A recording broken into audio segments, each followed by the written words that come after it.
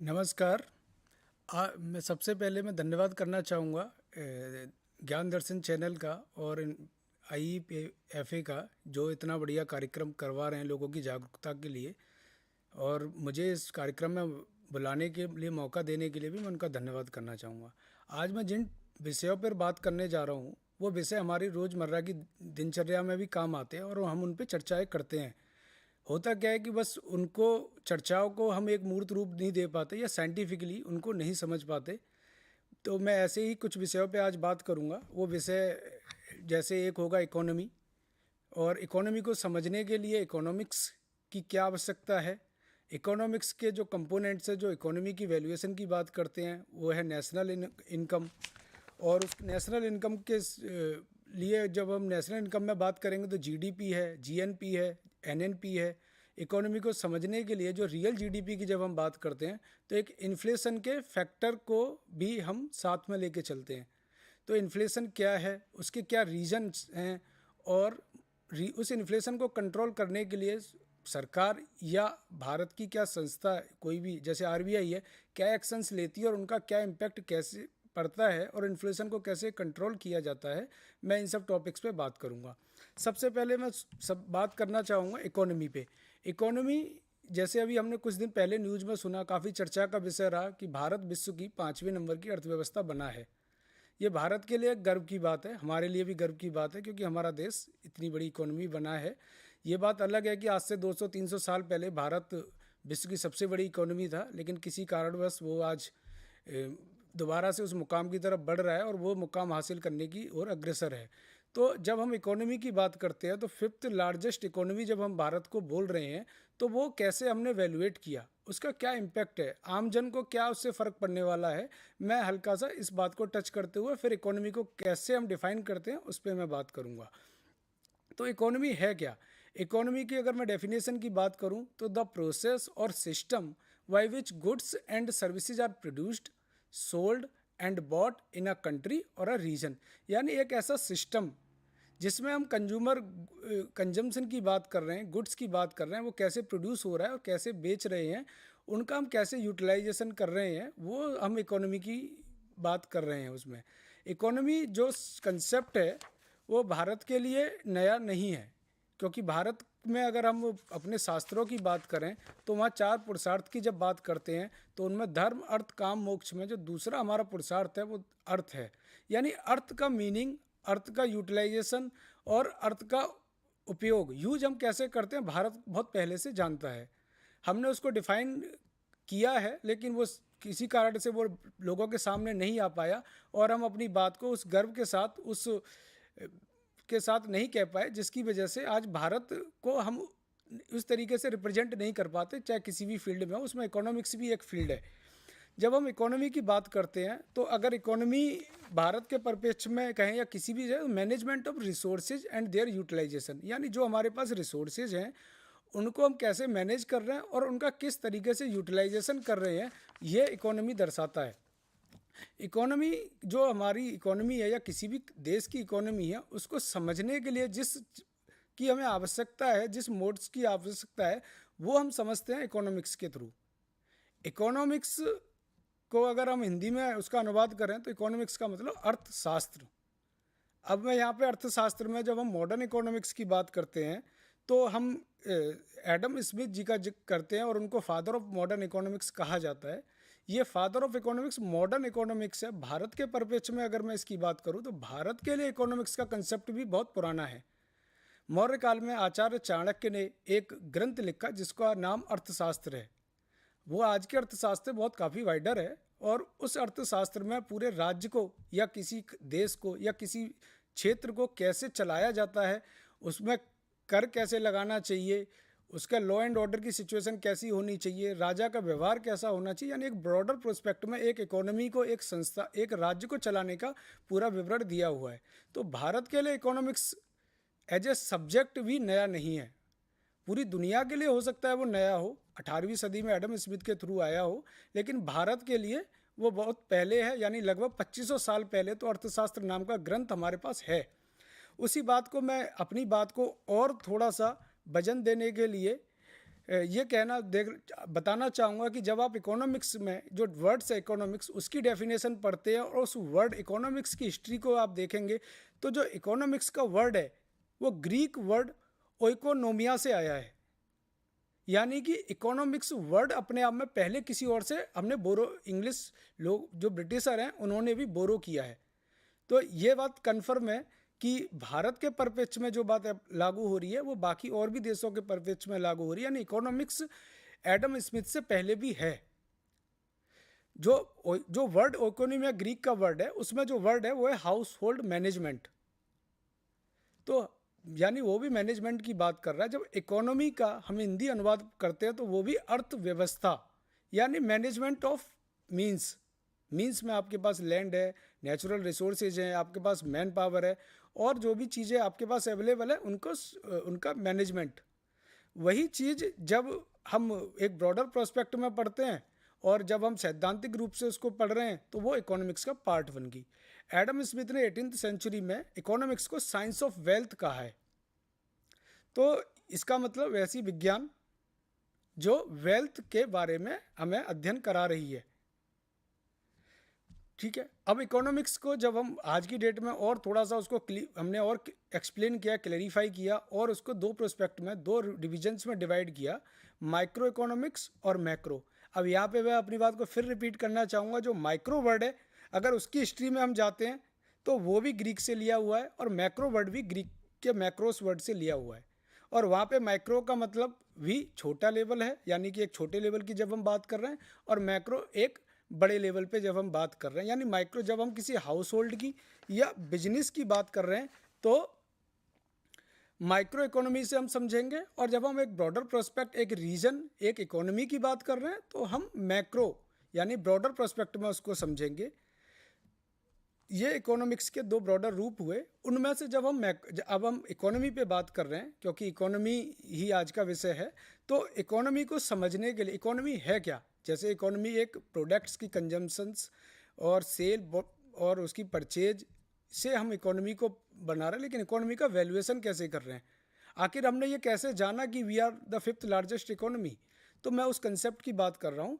तो वो हम समझते हैं नेशनल इनकम से। जब हम नेशनल इनकम की बात कर रहे हैं तो national income means the sum of the value of all the final goods and services produced by a country during a financial year. यानी कोई देश जितने भी उसके फाइनल गुड्स और सर्विसेज हैं उनको जब वो प्रोड्यूस कर रहा है उसकी जो वैल्यू है वो नेशनल इनकम है। नेशनल इनकम को जब हम समझना चाहते हैं तो जो ब्रॉडर वाइडर प्रोस्पेक्ट में जो एक्सेप्टेड प्रिंसिपल्स हैं उनमें सबसे एक बड़ा एक प्रिंसिपल है जीडीपी, दूसरा है ग्रॉस नेशनल प्रोडक्ट और तीसरा है नेट नेशनल प्रोडक्ट। जब हम जीडीपी को बात करते हैं तो जीडीपी क्या है, जैसे नाम से पता चल रहा है ग्रॉस डोमेस्टिक प्रोडक्ट, यानी डोमेस्टिक का मतलब घरेलू। जीडीपी अगर मैं इसको स्लाइड से रीड करूं तो GDP is the monetary value of all the finish goods and services produced within a country's borders in a specific time period and includes anything produced within its border by the country citizens and foreigners। यानी कि जो भी मेरी border के अंदर, यानी हमारी जो टेरिटरी है उसके अंदर कोई भी प्रोडक्ट प्रोड्यूस हो रहा है या कोई भी सर्विसेज हम प्रोवाइड कर रहे हैं वो मेरी जीडीपी का पार्ट है। उसकी जो वैल्यू है वो मेरी जीडीपी है। यानी कि अगर कोई बाहर की कंपनी भारत में आके कोई चीज़ प्रोड्यूस कर रही है तो वो मेरी जीडीपी का पार्ट है। तो जो वो वैल्यू एडिशन हो रहा है वो मेरी जीडीपी में एक एडिशन हो रहा है और इसको हम जीडीपी की बात करते हैं, वो हमारी ग्रॉस डोमेस्टिक प्रोडक्ट हो गई। तो भारत जब 5th लार्जेस्ट इकोनॉमी की हम बात कर रहे हैं तो वो जीडीपी के पॉइंट ऑफ व्यू से 5th लार्जेस्ट इकोनॉमी बना है। सेम जब हम जीडीपी में जा रहे हैं तो एक ग्रॉस जीडीपी होगी, एक दूसरा वर्ड है रियल जीडीपी। रियल जीडीपी में हम क्या करते हैं, जब हम रियल जीडीपी की बात कर रहे हैं तो रियल जीडीपी में आपका जो इन्फ्लेशन का इम्पैक्ट है हम उसको माइनस कर देते हैं। मान एक एग्जांपल से मैं एक्सप्लेन करना चाहूँगा कि मान लीजिए मैं 1000 प्रोडक्ट प्रोड्यूस कर रहा हूँ और 1000 प्रोडक्ट 100 रुपीज़ के हैं तो 10,000 मेरी जीडीपी हुई। लेकिन मेरी प्रोडक्ट की अगर प्राइस बढ़ के 100 से 110 हो गई तो मेरी जीडीपी 11,000 रुपये की हो गई। तो इसमें क्या इन्फ्लेशन का इफेक्ट है जिसकी वजह से मेरी जीडीपी बढ़ी है। तो जब हम रियल जीडीपी की बात करते हैं तो उस इन्फ्लेशन के इम्पैक्ट को हम इसमें से हटा देते हैं, तो रियल जीडीपी मेरी आ जाएगी। जो जीडीपी की जो कैलकुलेट करने की अलग अलग अप्रोचेज हैं, उनमें से एक अप्रोच है एक्सपेंडिचर अप्रोच, जो जिसको सबसे ज़्यादा साइंटिफिक माना जाता है। उसमें हम जो फॉर्मूला है उसका जीडीपी का, GDP is equal to C plus I plus G plus X minus M. यहाँ पे अगर हम सी की बात करें तो कंजम्पशंस, यानी जो भी हमने प्रोड्यूस किया है, जो भी सर्विसेज हमने अवेलेबल की है, उनको कितना हमने कंज्यूम किया है। G is equal to government spending, यानी सरकार ने जो हमसे रेवेन्यू अर्न किया है उसमें से कितना सरकार ने वापस इकोनॉमी के अंदर खर्च किया है। और थर्ड पॉइंट है इन्वेस्टमेंट, यानी कि प्राइवेट इन्वेस्टमेंट या गवर्नमेंट की कितना टोटल इन्वेस्टमेंट होकर वो इकोनॉमी का वापस से पार्ट बना है। और X is equal to export minus import, यानी एक्सपोर्ट और इम्पोर्ट का जो डिफरेंस है वो भी हम जीडीपी में कंसीडर कर रहे हैं। जीडीपी के अलावा जो दूसरा फैक्टर्स है जो हम कंसीडर करते हैं वो ग्रॉस नेशनल प्रोडक्ट। जैसे ना इसमें भी अगर आप जीएनपी ग्रॉस नेशनल प्रोडक्ट को पढ़ेंगे तो एक वर्ड आ रहा है नेशनल। नेशनल का मतलब राष्ट्रीय, या राष्ट्रीयता की जब हम बात कर रहे हैं, gross national product is an estimate of a total value of all the final products and services turned out in a given period by the means of production owned by a country's residents। यहाँ पे अब देखेंगे एक word missing है, territory. जब हम अपने जो भारत के रेजिडेंट्स हैं, चाहे वो कहीं भी हैं और वो वहाँ बाहर भी कोई अर्न कर रहे हैं, तो वो जीएनपी का पार्ट बनेगा। यानी यहाँ पे हम बाउंड्री से बाहर जा रहे हैं और हम रेजिडेंट ओरिएंटेड, यानी अपने पीपल्स के बेसिस पे जो अर्न कर रहे हैं वो मेरी जीएनपी का पार्ट है।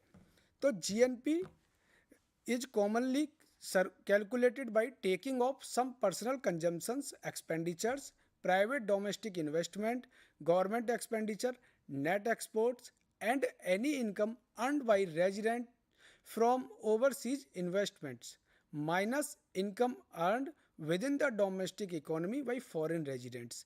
यानी जो भारत के अंदर कोई फॉरेनर आके अगर कोई प्रोडक्ट प्रोड्यूस कर रहा है तो उसको जब हम जीएनपी की कैलकुलेशन करेंगे उसमें से उस अमाउंट को हम हटा देंगे।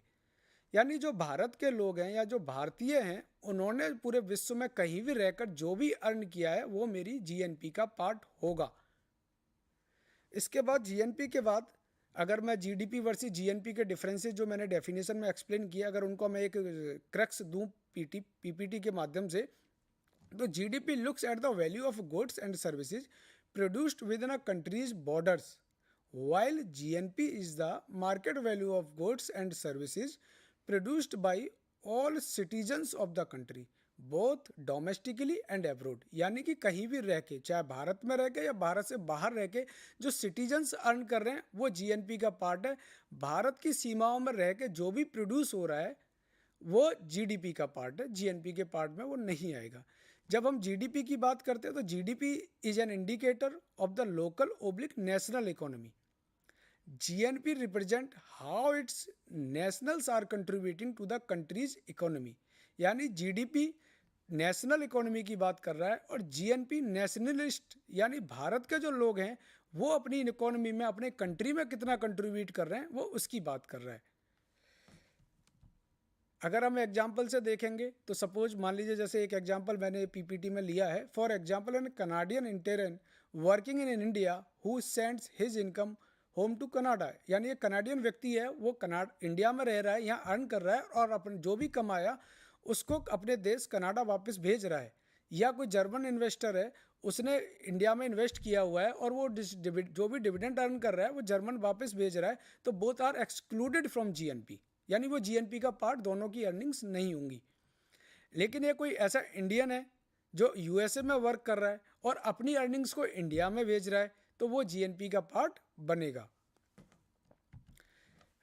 जब हमने जीडीपी की बात करी थी तो जीडीपी की दो फॉर्म थी, रियल जीडीपी और नॉमिनल जीडीपी। तो रियल जीडीपी जब हम कैलकुलेट कर रहे थे, मैंने जैसे पहले बताया, रियल जीडीपी में जो हमारी जीडीपी है उसमें से इन्फ्लेशन के इम्पैक्ट को हम माइनस कर देते हैं।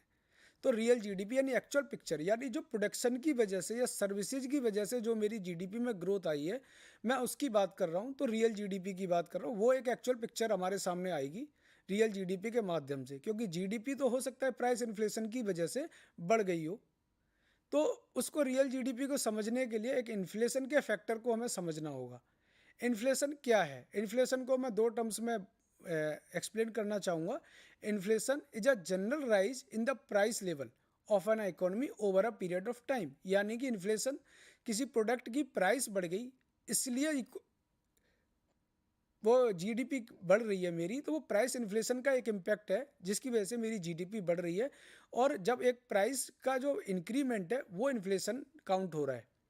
यानी कोई चीज़ पहले मैं 100 रुपये में ख़रीद रहा था, आज वही वस्तु के उसी को ख़रीदने के लिए अगर मुझे 120 रुपये पे करने पड़ रहे हैं, तो यानी उस प्रोडक्ट की प्राइस 100 रुपये से बढ़ के 120 होगी, यानी इन्फ्लेशन का फैक्टर 20 रुपीज़ आ गया।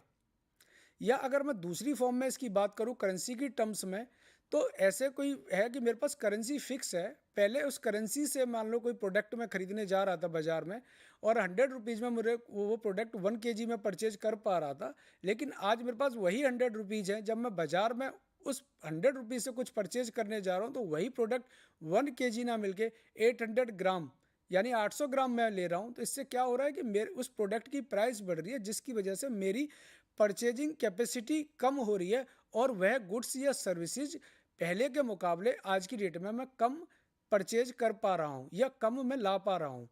तो इन्फ्लेशन के दो पैरामीटर्स हुए, या तो प्राइस इंडेक्स की तरफ से भी हम उसको समझ सकते हैं या मेरी परचेजिंग पावर जो रिड्यूस हो रही है उससे भी समझ सकते हैं। जब हम इन्फ्लेशन की बात करते हैं तो हम आजकल अखबारों में भी बहुत बार आता है कि महंगाई बढ़ रही है और उसके जो सरकार कुछ आंकड़े हमें पेश करती है। तो सरकार जब इन्फ्लेशन को काउंट करती है या मेजर करती है तो वो बेसिकली किन पैरामीटर्स के बेसिस पे उस इन्फ्लेशन को काउंट करती है, वो बहुत सारे फैक्टर्स हैं। उसमें से जो दो मेजर फैक्टर है जिन पे गवर्नमेंट और आरबीआई और गवर्नमेंट के वेरियस डिपार्टमेंट्स काम करते हैं और हमें बताते हैं कि इन्फ्लेशन की दर क्या है, यानी इन्फ्लेशन जो हो रहा है उसका रेट क्या है। उसके जो दो मेजरमेंट के जो तरीके हैं वो बेसिक फैक्टर्स हैं। एक है होलसेल प्राइस इंडेक्स और दूसरा है कंज्यूमर प्राइस इंडेक्स। जब हम होलसेल प्राइस इंडेक्स की बात करते हैं तो होलसेल प्राइस इंडेक्स रिप्रेजेंट करता है the price of goods at a wholesale stage.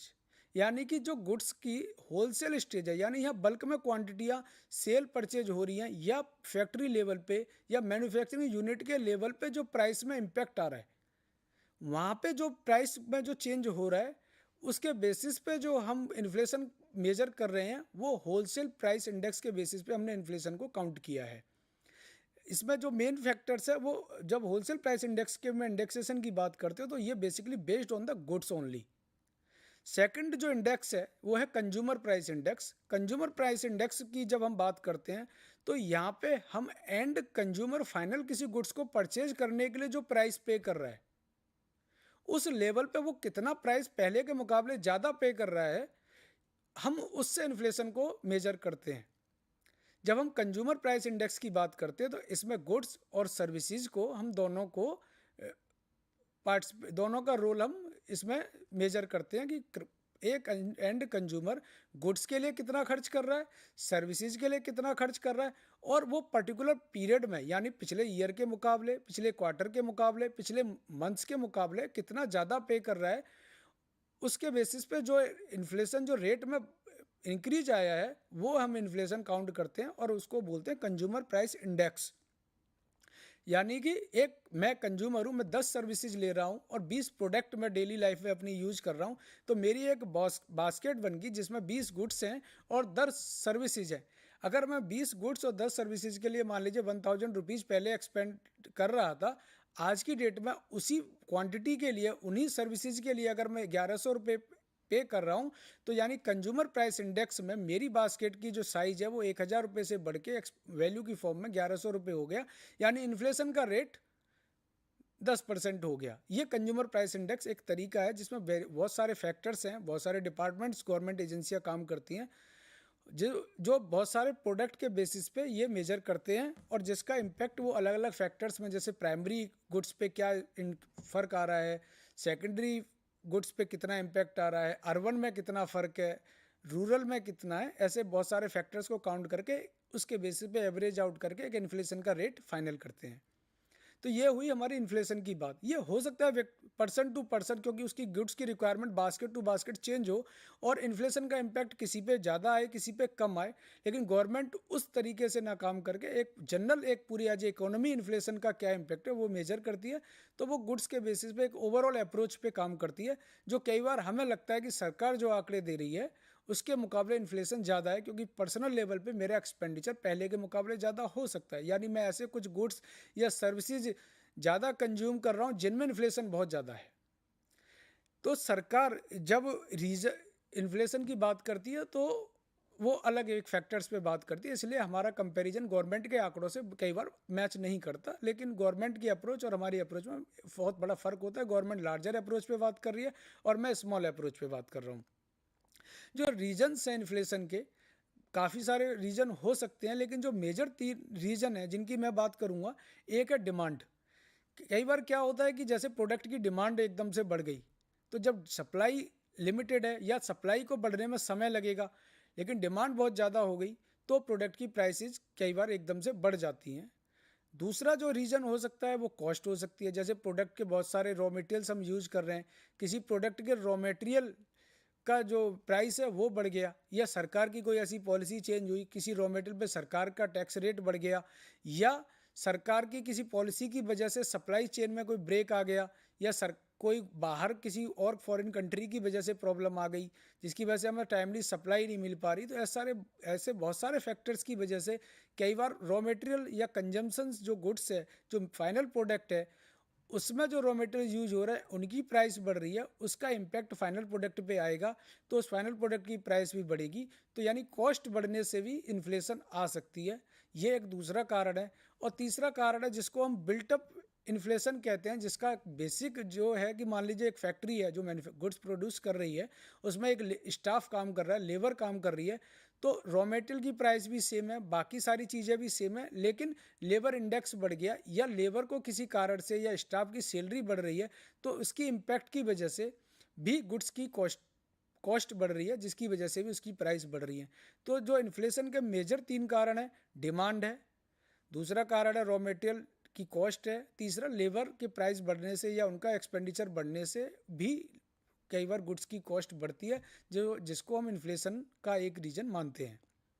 Inflation के जब इन्फ्लेशन बढ़ती है तो आजकल भी हम देख रहे हैं बहुत इन्फ्लेशन हाई है। 3-4 महीने कोविड के बाद हमने सबने जज भी किया है कि महंगाई, बहुत सारी चीज़ों की प्राइसेस बढ़ी हैं। तो उस इन्फ्लेशन को कंट्रोल करने के लिए और इन्फ्लेशन और जीडीपी में एक बैलेंस करने के लिए कुछ डिपार्टमेंट्स या गवर्नमेंट एजेंसीज और खुद गवर्नमेंट कुछ स्टेप्स लेती है, जिनको अलग अलग पैरामीटर्स पे अलग अलग तरीके से अब एग्जीक्यूट करती है गवर्नमेंट और उसकी एजेंसियां। ऐसे इन्फ्लेशन को कंट्रोल करने के लिए और या ग्रोथ के प्रोस्पेक्ट में जो एक काम होता है, वो एक पॉलिसी है जिसकी हम बार बार न्यूज़ में भी चर्चा सुनते हैं, मॉनेटरी पॉलिसी या मॉनेटरी मीटिंग। जो मॉनेटरी पॉलिसी है वो आरबीआई भारत में गवर्न करती है, यानी हर देश की जो सेंट्रल बैंक है वो मॉनेटरी पॉलिसी डिसाइड करती है। उस मॉनेटरी पॉलिसी के बेसिस पे आरबीआई बहुत सारे डिसीजंस लेती है जिनका इम्पैक्ट इन्फ्लेशन में या इकोनॉमी की ग्रोथ में फ़र्क पड़ता है। जो मॉनेटरी पॉलिसी की मैं अगर डेफिनेशन की बात करूं, तो monetary policy refers to the policy of the central bank. In India Reserve Bank of India is responsible for monetary policy.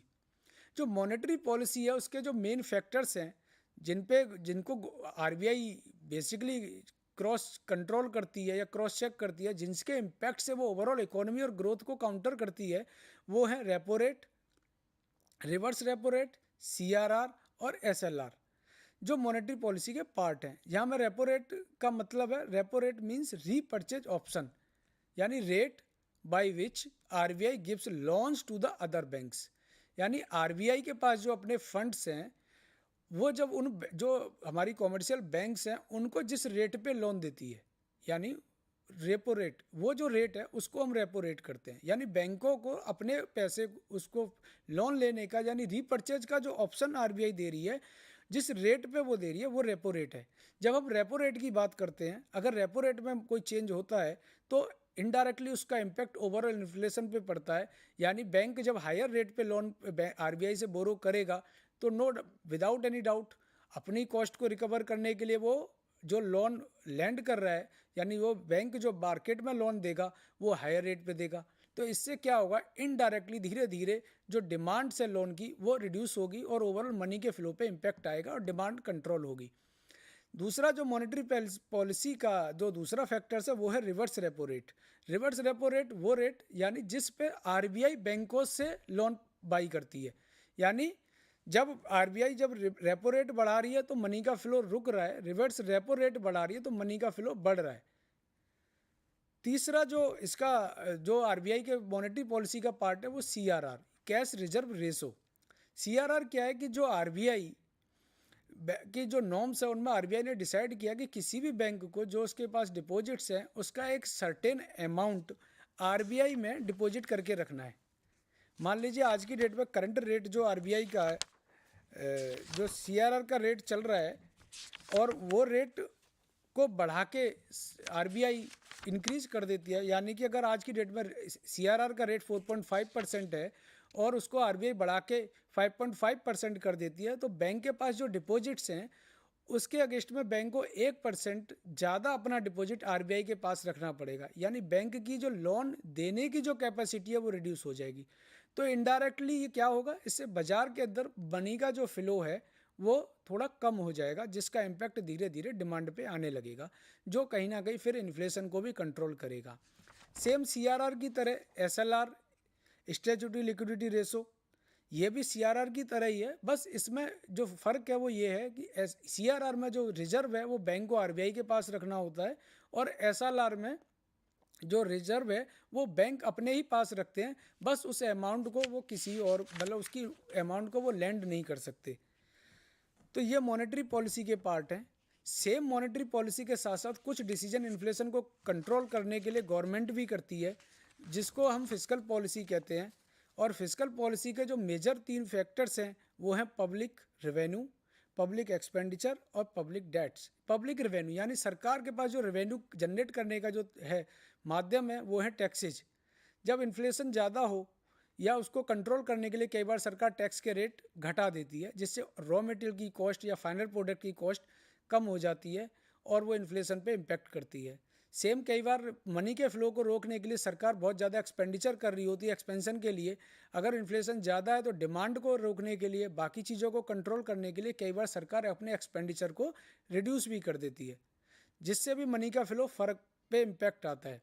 सरकार के पास जो पब्लिक डेट्स हैं उनको कंट्रोल करने के लिए, लोगों को इन्वेस्टमेंट के लिए बड़ा उत्साह देने के लिए, उनको इनक्रेज करने के लिए गवर्नमेंट कई बार पब्लिक डेट्स के जो रेट्स हैं उनको भी बढ़ा देती है। और ऐसे बहुत सारे एफर्ट्स करके सरकार भी फिस्कल पॉलिसी के माध्यम से इन्फ्लेशन को कंट्रोल करती है, जिनका इम्पैक्ट हम रूटीन में देखते हैं कि सरकार ने पेट्रोल डीजल पे टैक्स घटाया, सरकार ने जैसे आरबीआई ने कभी रेपो रेट बढ़ाया, जिसकी वजह से कभी सीआरआर का रेट बढ़ाया, जिनके बारे में हम जनरली आजकल चर्चाओं में सुनते हैं और हमें समझना चाहिए। सेम फैक्टर्स इन्वेस्टर के पॉइंट ऑफ व्यू से इन्वेस्टर को भी समझना चाहिए और इन्वेस्ट करने के लिए एटलीस्ट उसको बेसिक कंसेप्ट इकोनॉमी के बारे में, इन्फ्लेशन के बारे में और इकोनॉमी का फ्यूचर में क्या प्रोस्पेक्टिव, अगर ग्रोथ हो रही है तो उसका मेरी उस पर क्या इम्पैक्ट आने वाला है ये समझना चाहिए। और इन्फ्लेशन को बीट करने के लिए इन्वेस्टर को वाइजली ऐसे डिसीजन लेने चाहिए और अपनी जो इन्वेस्टमेंट है उनको इस तरीके से इन्वेस्ट करना चाहिए जिससे वो हायर रिटर्न प्राप्त करे और फ्यूचर में अपना जो इन्फ्लेशन की वजह से जो वो एक्सपेंडिचर बढ़ने जा रहा है उसको बीट कर सके और वाइजली डिसीजन लेके अपनी लाइफ को एक एन्जॉयबल लाइफ बना सके, बिना किसी इम्पैक्ट के, बिना किसी दबाव के। Thank you.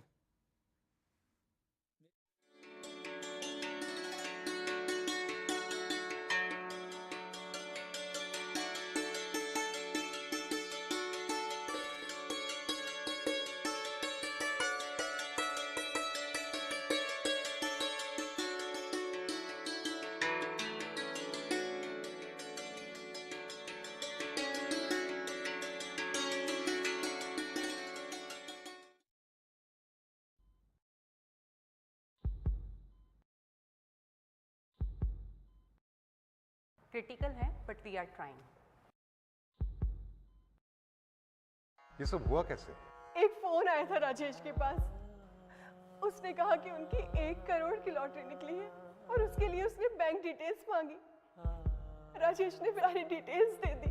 1 घंटे के अंदर ही उनके बैंक अकाउंट से सारा पैसा साफ हो गया और वो यहाँ आ गए। हार्ट अटैक आया है। देखा आपने, आपकी जरा सी असावधानी क्या कर सकती है। डिजिटल फ्रॉड करने वालों से सावधान रहें। अपनी बैंक डिटेल्स, अपना डेबिट या credit card number, expiry date, CVV, OTP, PIN कभी किसी को ना बताएं। सावधान रहें, समझदार बने। IEPF अथॉरिटी द्वारा जनहित में जारी। हाँ जी सुरेश जी, रिटायरमेंट के बाद जो प्रोविडेंट फंड आएगा उसका क्या करेंगे? कुछ खास प्लान नहीं है, पड़ा रहेगा बैंक में, ब्याज आता रहेगा और क्या। सुरेश जी, बैंक से कितना ब्याज आएगा? एक नई स्कीम बताता हूँ, उसमें पैसे लगा दो, साल भर में दुगने बल्कि चौगुना हो जाएगा। हाँ, बस कुछ नए मेंबर्स बनाने हैं। नहीं सुरेश जी, इन सब फालतू चक्करों में मत पड़िए कि नए मेंबर बनाना, रातों रात करोड़पति बनाना, ऐसे सपने दिखाने वाली स्कीम से बचकर रहें। आप लालच में आकर नहीं, समझदारी से निवेश करें। नए मेंबर बनाओ, वर्ल्ड टूर पे जाओ, कमीशन पाओ या उपहार घर ले जाओ। ऐसे सपने दिखाने वाली स्कीम से बचकर रहें। ऐसी स्कीम्स धोखा हो सकती हैं। IEPF अथॉरिटी, कॉर्पोरेट कार्य मंत्रालय द्वारा जनहित में जारी।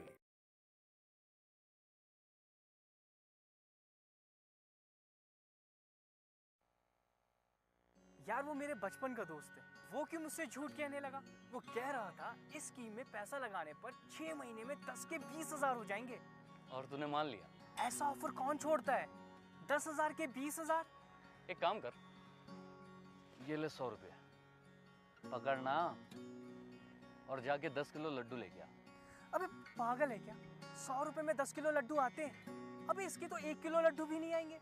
जब इतना जानता है तो ये नहीं जानता कि 6 महीने में 10,000 के 20,000 नहीं होते। समझदारी बढ़ा, लालच नहीं। लालच में न आए, समझदारी बढ़ाएं। IEPF अथॉरिटी द्वारा जनहित में जारी। कैनवास में रंग भरकर उसे जीवित बना देना एक कला कहलाती है। इसी तरह अपनी जमा पूंजी बढ़ाकर जिंदगी बना लेना भी एक कला ही है। मैंने भी ये स्टूडियो ऐसे ही बनाया है, पाई पाई जमा करके। मुझे भी लोग फोन करते हैं, मेल करते हैं, मुझे कन्विंस करते हैं कि उनकी इन्वेस्टमेंट स्कीम्स बहुत अच्छी है। उन लोगों के भी रेफरेंसेस देते हैं जिन्हें फ़ायदा हुआ है, पर मैं अपनी रिसर्च खुद करती हूँ। आपको भी यही करना चाहिए। सरकार के कुछ वेबसाइट्स हैं जिन पर जाकर आप अपने निवेश से संबंधित पूरी जानकारी ले सकते हैं, और ये वेबसाइट्स हैं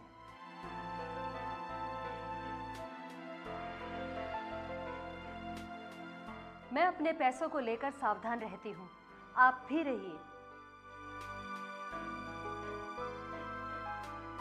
IEPF अथॉरिटी द्वारा जनहित में जारी।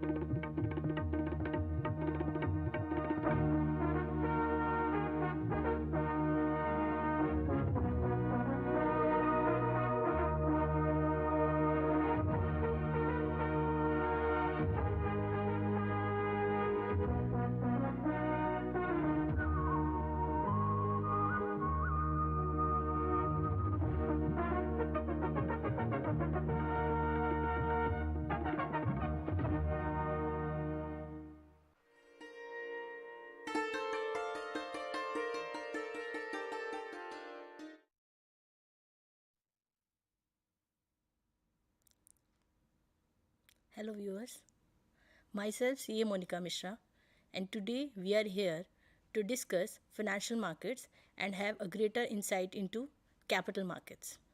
Financial market, any marketplace where the trading of securities take place is called financial market.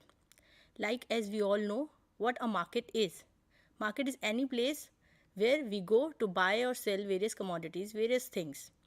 In our day-to-day life, whenever we go to market, like if we have to buy vegetables, we go to vegetable market.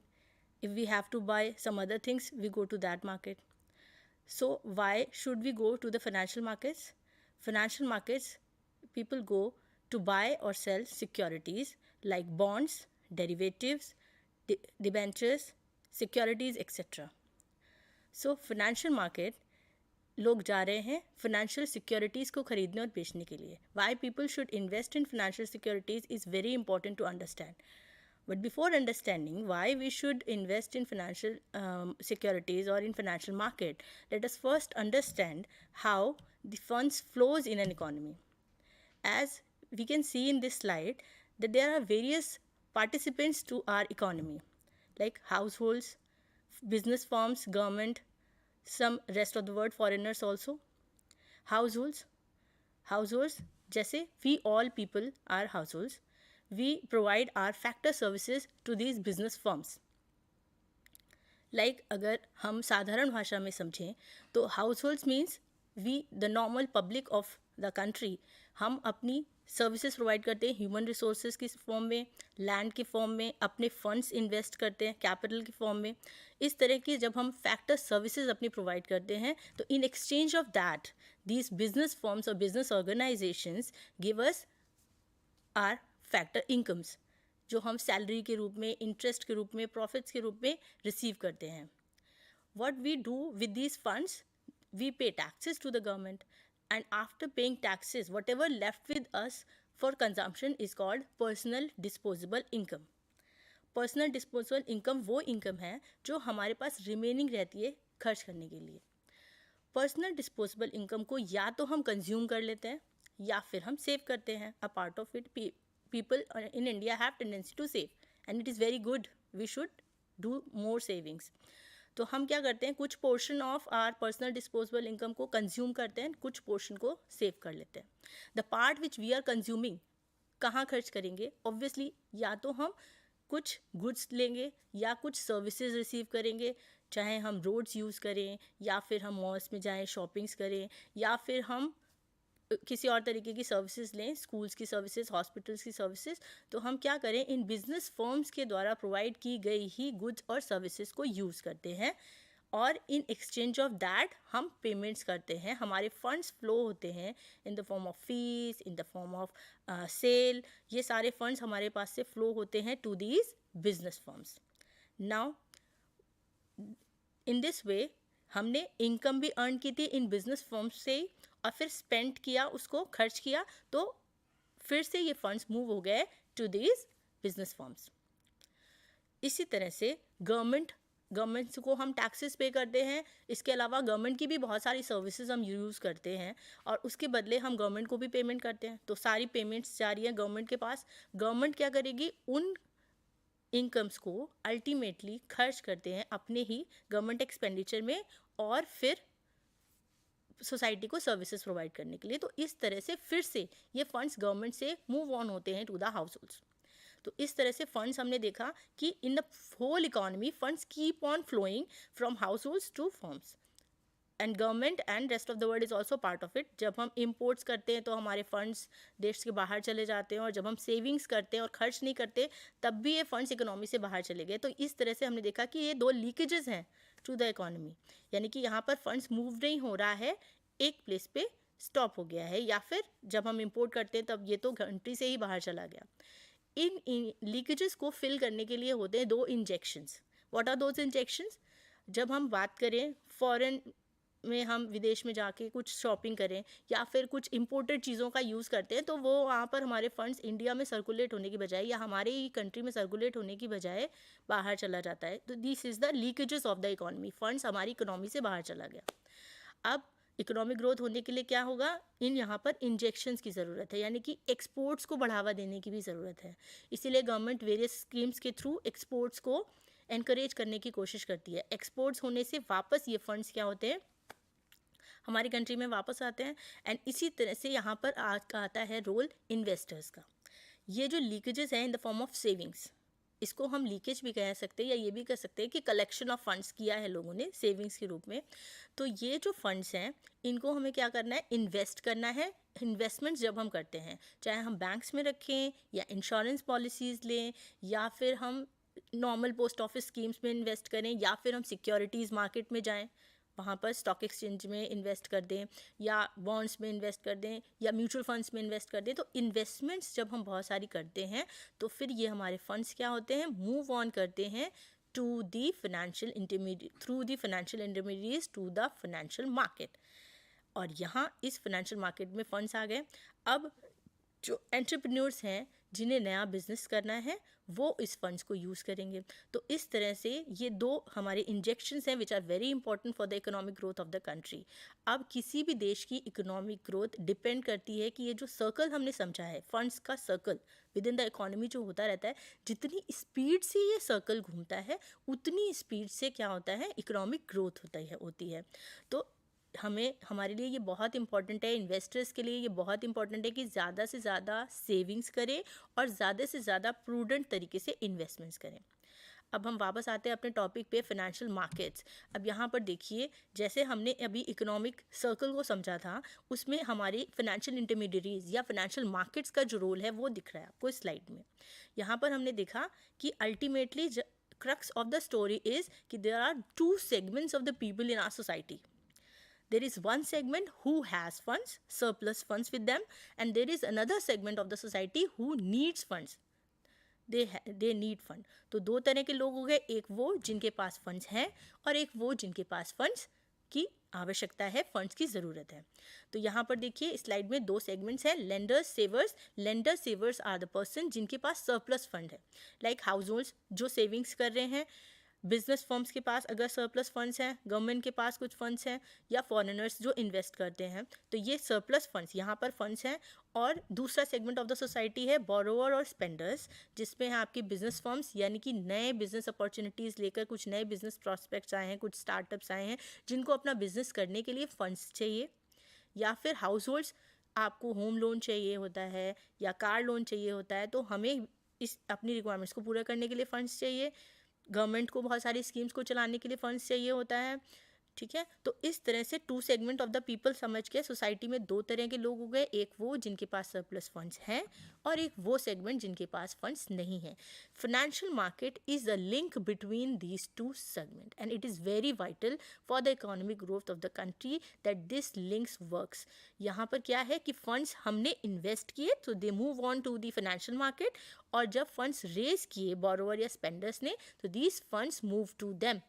और जब ये funds वहाँ पर जा रहे हैं जो इनको ऑप्टिमम तरह से यूटिलाइज़ कर सकते हैं, सो गवर्नमेंट यूटिलाइज़ करती है, ब्रिजेस, रोड्स वगैरह बनाने में कैपिटल फॉर्मेशन होता है देश में, इंडस्ट्रीज़ नई नई लगती हैं या नए स्टार्टअप्स आते हैं जिससे नई बिजनेस अपॉर्चुनिटीज़ आई, नया एम्प्लॉयमेंट जनरेट हुआ, नए प्रॉफिट्स अर्न हुए और वो मनी मल्टीप्लाई हो के वापस सोसाइटी में आ रहा है। तो इकोनॉमिक ग्रोथ करने के लिए financial markets is very very important.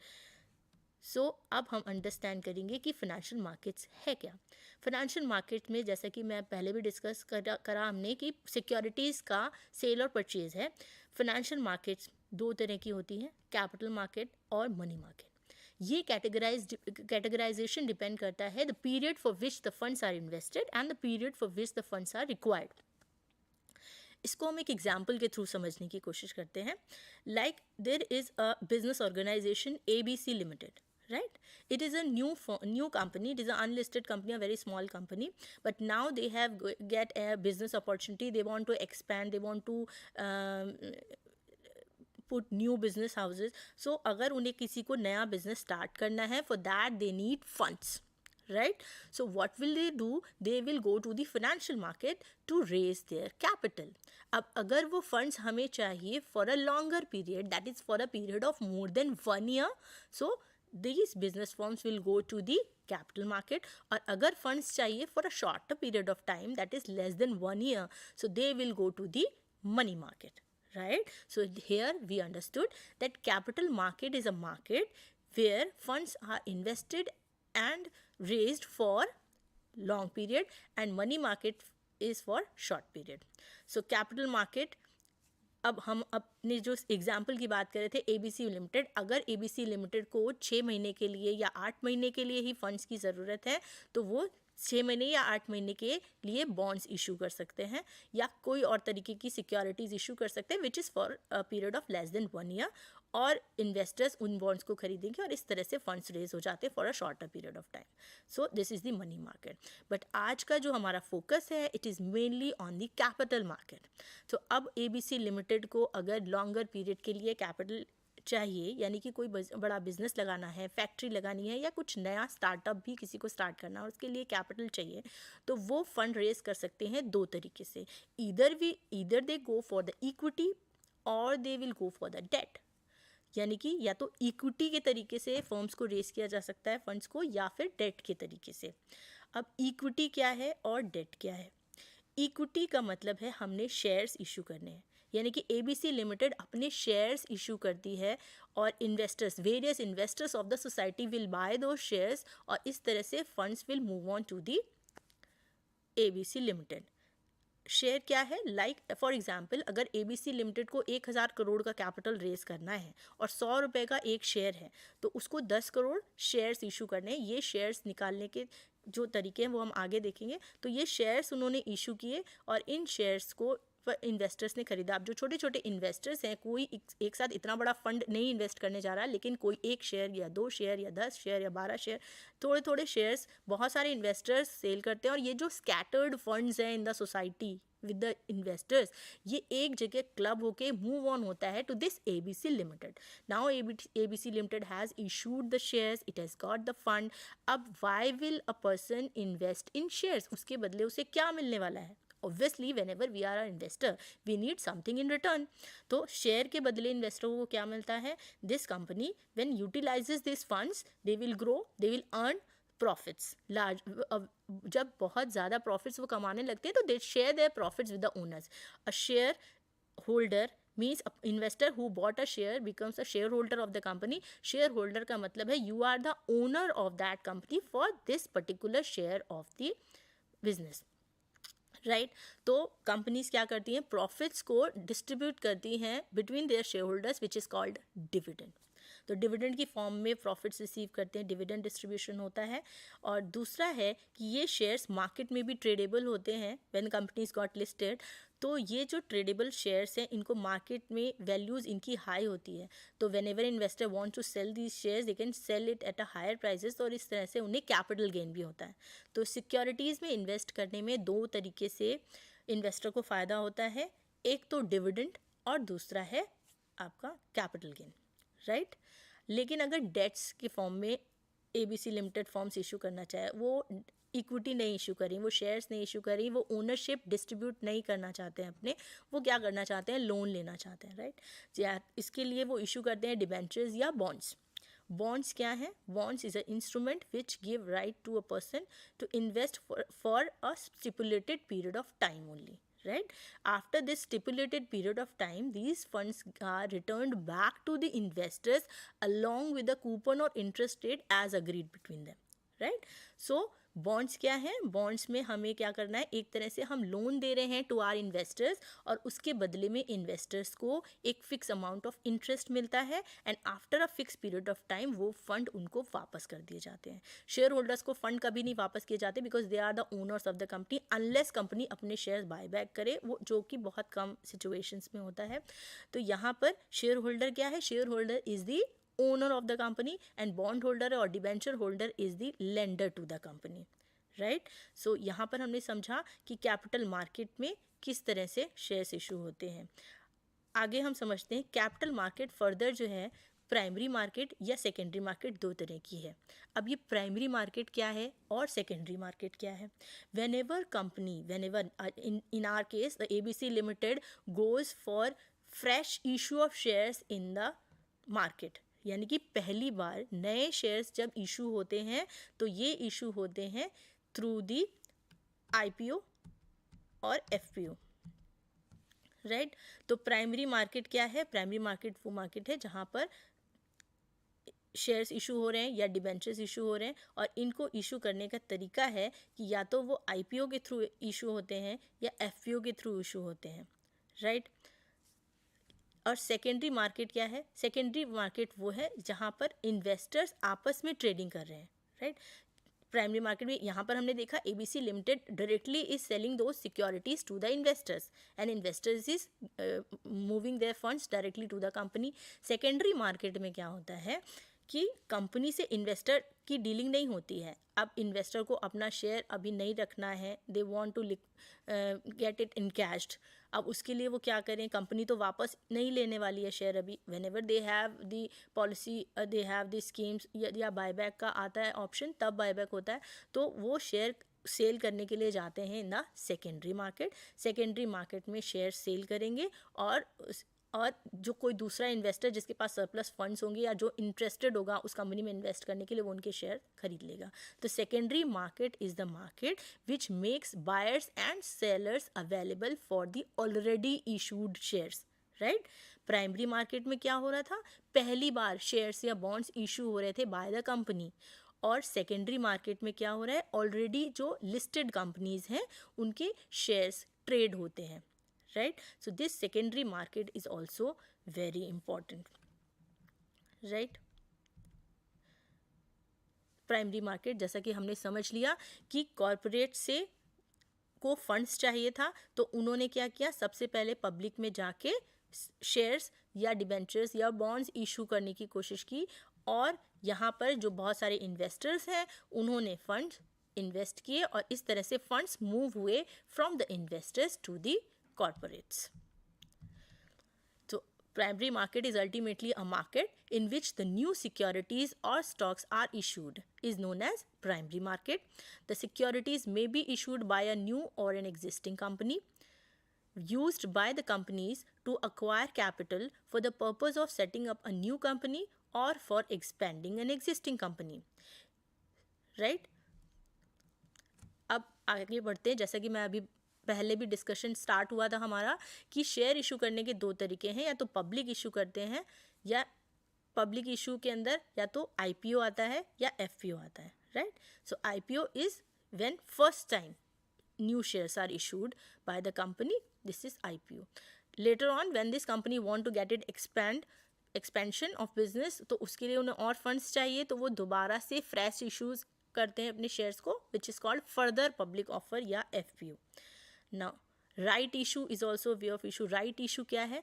Right issue में क्या करती हैं companies issue give rights to their existing shareholders to buy new shares of the company in the proportion of shares they already have as on a particular date which is called the record date. It means कि एक particular date पे जितने shareholders उनके already होते हैं उन shareholders को ये right दिया जाता है कि आप इतना % ऑफ शेयर्स जो हैं वो बाय कर सकते हैं to the proportion of shares they already have. So they are not issuing their shares to the general public, they are giving a right to their existing shareholders to buy new shares. यानी कि already जो share holders हमारे हैं उनको ही हम कह रहे हैं कि आप ही और नए शेयर्स बाय कर लीजिए. और obviously they give it at a discounted price, वो अपने शेयर होल्डर्स को ही, ताकि उनकी शेयर होल्डिंग बहुत ज़्यादा डाइवर्ट ना हो जाए, डाइल्यूट ना हो जाए, इसके लिए ये राइट इश्यूज होते हैं. बोनस इशू ऑफ शेयर्स किए जाते हैं जब हमारी कंपनी बहुत प्रॉफिट्स अर्न कर रही है, बहुत रिजर्व्स इकट्ठे हो गए, तो इनको और एग्जिस्टिंग शेयर होल्डर्स को एक्सेसिव शेयर्स इशू कर दिए जाते हैं, which is called bonus issue.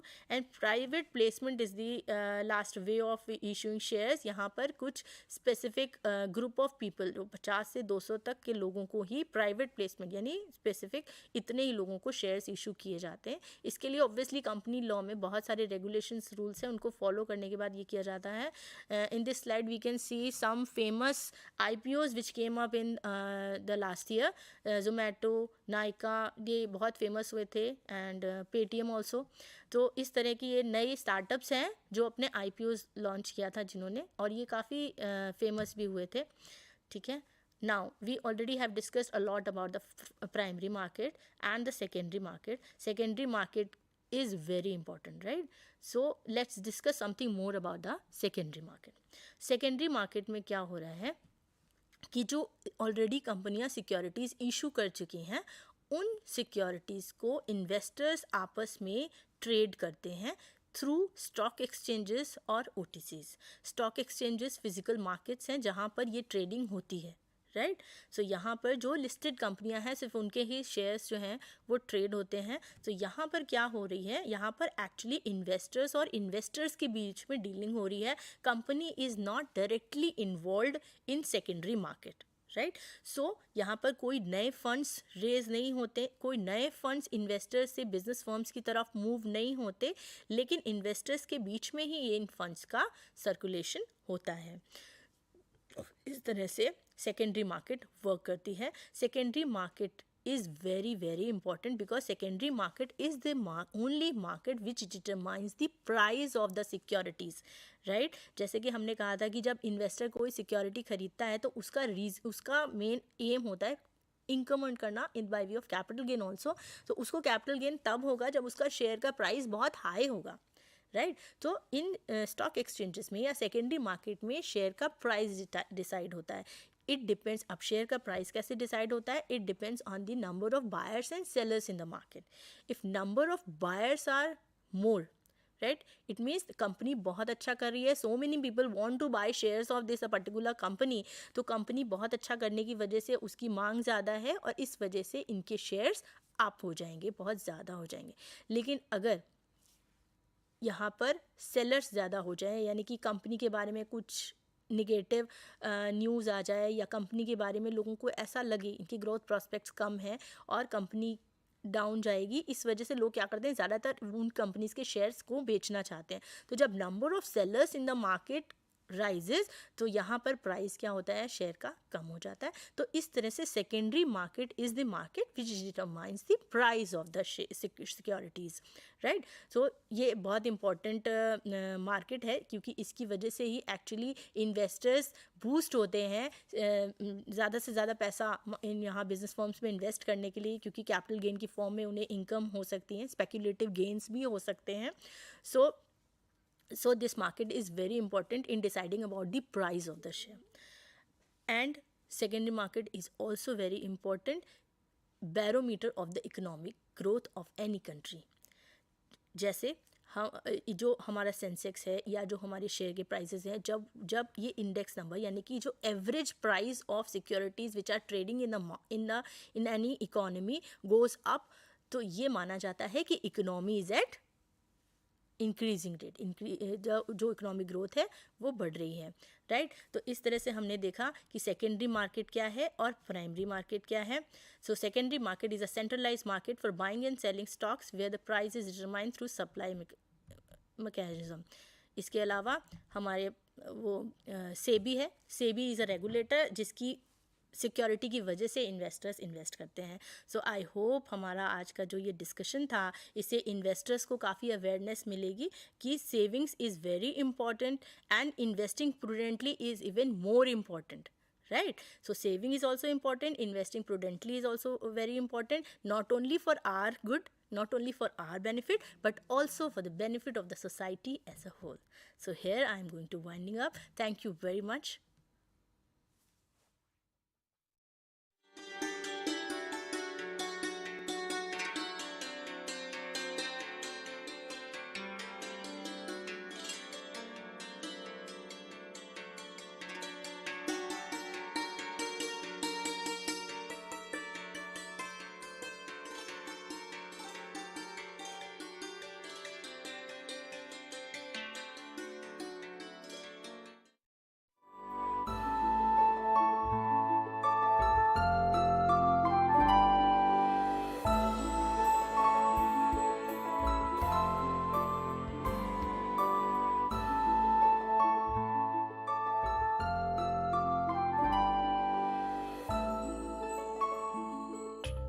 We all use honey in our everyday life. Normally we buy honey from market, but we don't know the quality of the honey. So we can judge the quality of the honey, whether it is pure or it is adulterated with sugar solution.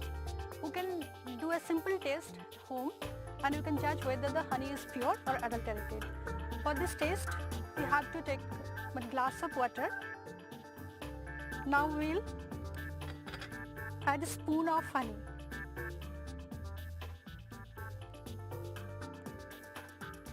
Here you can see the honey is going to the bottom and it is not getting dissolved in the water. So this is pure honey. Now we'll take another glass of water and I'll add another sample of honey. Here you can see honey is getting dissolved in the water. That means this is not pure. This is adulterated with sugar solution. So this is a very simple test to judge whether the honey is pure or adulterated.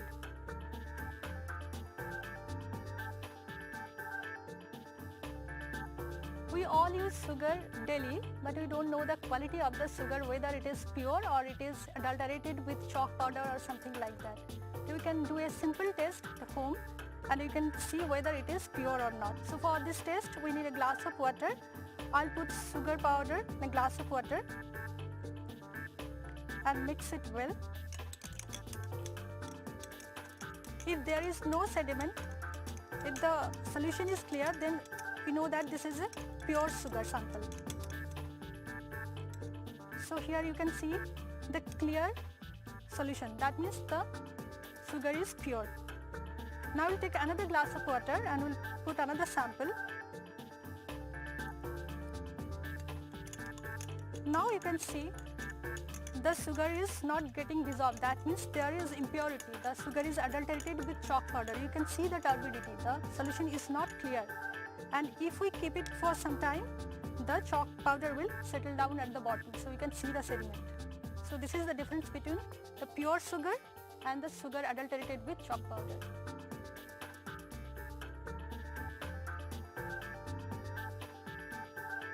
We all know that milk is a balanced diet and we all drink milk almost every day, but sometimes milk may also be adulterated with substances, inferior quality substances. So now in market synthetic milk is also available.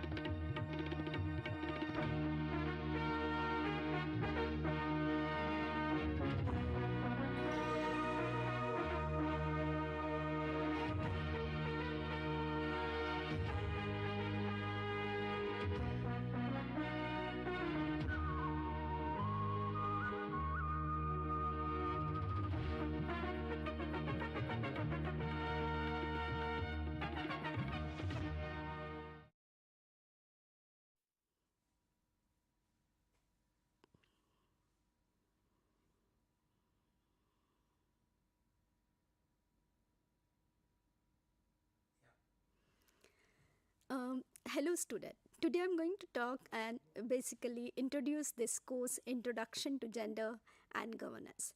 The course code is BGS013 and this is a final course which the School of Gender and Development Studies and School of Law in collaboration offering a certificate called CGSL, and this is a third final course within that 16 credit, right? So today I'm in fact going to introduce what is the content of this and why do we need to study this, particularly the aspects of the gender and governance in this course. It's been very important to understand basically that when one is talking about gender and governance, that why do we need to speak this? First of all, that as we see that in the entire world that this whole context in 1990s onwards when most of the academician, activists and the civil society spoke about the issues of the development. Of course that we are as a citizen of the nation state and also that South Asia, being a part of the South Asia, we do have a larger impact of the development issues, and therefore that where do we locate this whole discourse in order to understand the issues of the gender in the context of the governance. As we know that the relationship between the gender and the governance which are there particularly, and category of the gender always been neglected in both theoretical and empirical works. And until very recently, because if we look at the whole history, in fact, from the French Revolution to the Industrial Revolution, from the whole emergence of the liberal feminists till the radical feminists, the first, second wave of the feminism from the West and in India, we categorically see that, the feminists talked about the gender issue, the subordination, the discrimination, the demand for the equality. But even today, recently, we see that the most influential things that in the political thought, which has been built up around the conceptual distinction between the public realm and the private. And when one talks about the public, one do understand, the administration politics, the military politics are here. And when one talks about the private, it's very categorically that, the domain of the family or the domestic life. So when one talks about, in fact, the gender, the role of the woman or the other genders in the wide range of the traditions and the theoretical work which is influenced by them have typically been associated with the private realms, and one would see that the men's role which has always been a public domain. So when one is talking about this, I would in fact urge all of you to look into very interesting debates which scholars like Martha Nussbaum or scholars like, Nirja Gopal Jayal or, scholars like, for instance, many feminist scholars, but these are the few feminist scholars, in fact, brought out these issues, or, the work of the Sharin Ray and the others who are constantly, sort of engaging and pointing out to us that it's important to address the issues of the gender and governance. So now, when one look at this debate of the public and private dichotomy, and I would in fact ask the students to read Theorizing Patriarchy, which is a phenomenal work by Sylvia Volpe again, to understand this debate of public and private distinctions, and has been, brought out this issue thoroughly, which has been criticized in many ways, misleading also, and nevertheless that, it continues to influence both theoretical and empirical work. So one would see that the ways in which that, the voices which are there in the governance, which has been addressed by the people. So, one has to also see the ways in which they advance theoretical structure, both in a positive and a normative fashion, within which the question of the gender governance may usefully pursued. They also analyze some current developments that indicate that many ways in which women are actively participating in governance in both government and the institution, or part of the civil society, and what kind of problems or the obstacles they do face. So as a result that one has to go back and engage with this course in a theoretical manner, as well as in this material also we produce a case studies to make you understand that what kind of problems do they face, but where does this whole spirit of the governance comes in, and how do we look at the gender and the relationship of the governance, right? So in order to understand this, that let's try to look into the block 1, which the title of the block is Gender and Good Governance. So unit 1 of this block, which title as Concept and Context. Now in this particularly unit, we will study concepts like gender, development, governance, and there are other concepts, because when one talks about gender, even the category of the gender is most recently contested, and you would see that how over a period of time these categories have been changed. The issue of the development, how it has been changed, and you would see also the difference between the first world and the third world also, that how one has to also engage with that. So it would bring out, in fact, the conceptual clarity in a theoretical manner, and also the empirical understanding, drawing from the various aspects such as civil society, the contribution of the people, the pressure group, the governance, development, because the whole issue that one talks about the government or the institution, one has to, in fact, deal with the issues that how the governance happening in every aspects. So unit 2 of this particular block 1, which title as the impact of the gender inequality in governance. Because we are very much aware that all human beings are born equal, but there also been that a certain race, class, caste, region, religion, ethnicity, nationality, which comes under and it intersects. At the same time that similarly they are born into a particular gender, which is purely accidental and not something that one would only focus on the biological nature of it.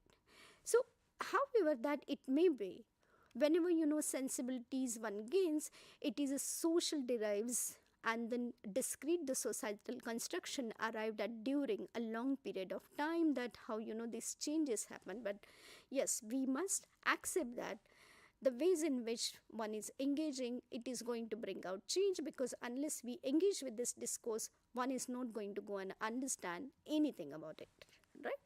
So the whole notion of then the superior inferior dichotomy, which is deeply ingrained in the societies across the world, and this it attributes to a larger determines by the dominant ideologies of the society that we inhabited it.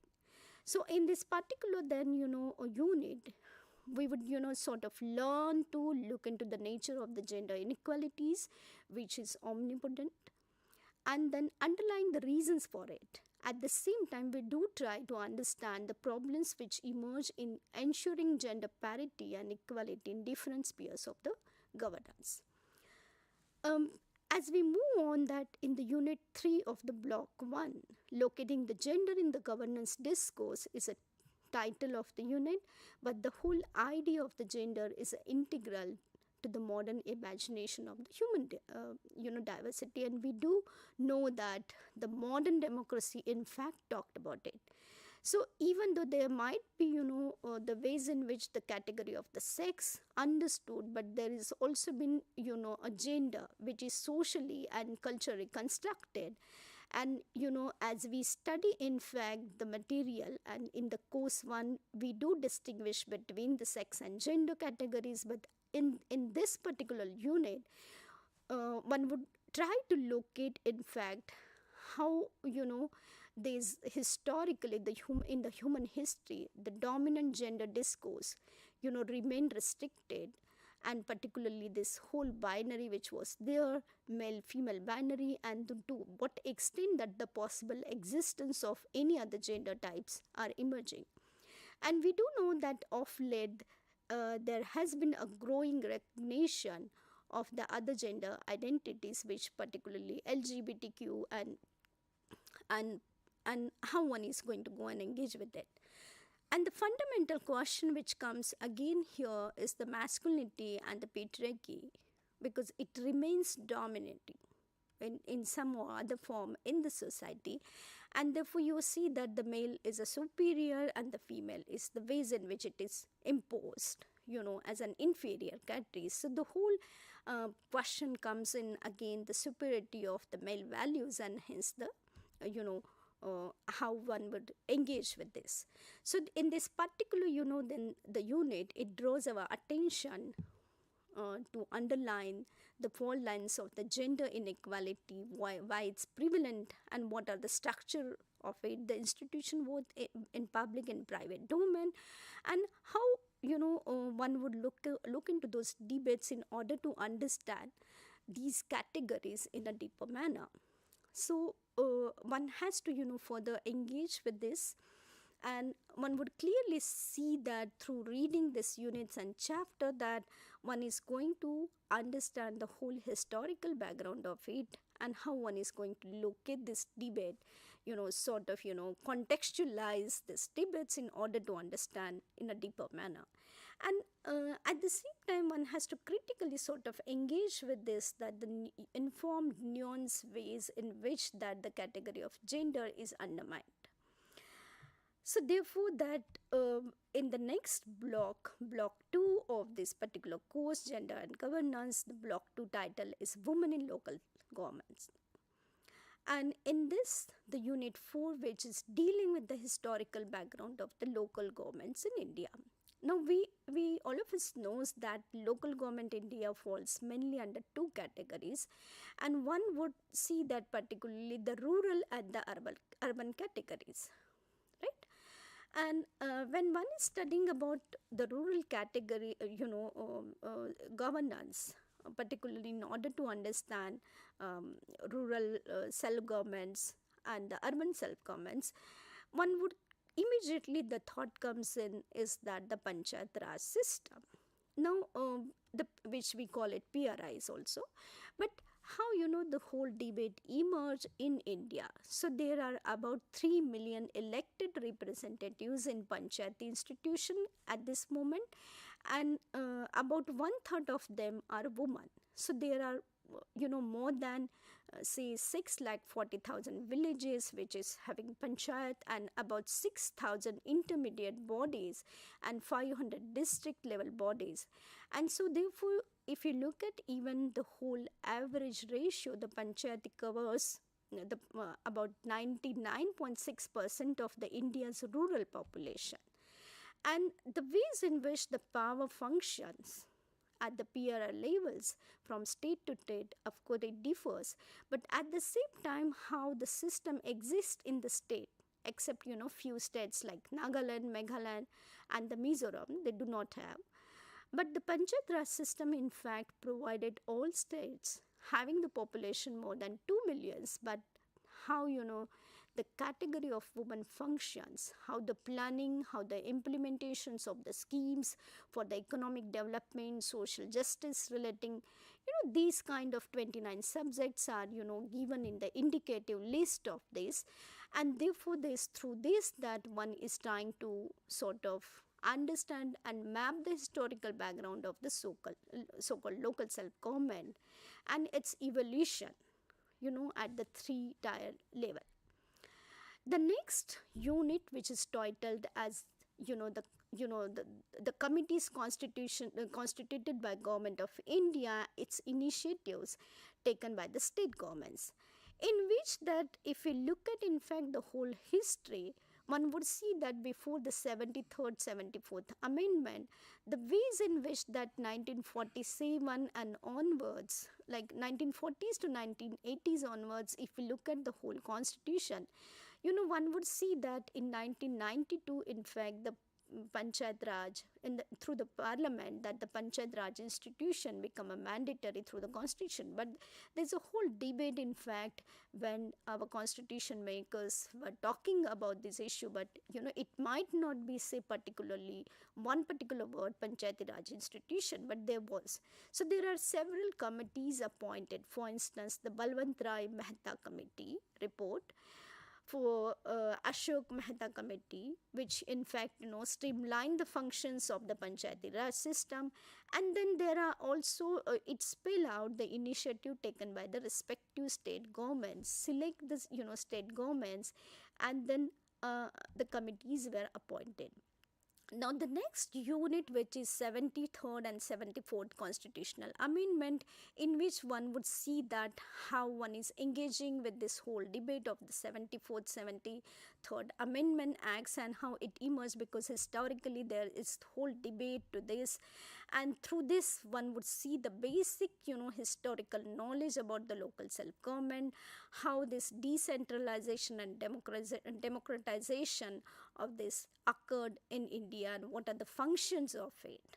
Through this that how important the local bodies in the everyday politics.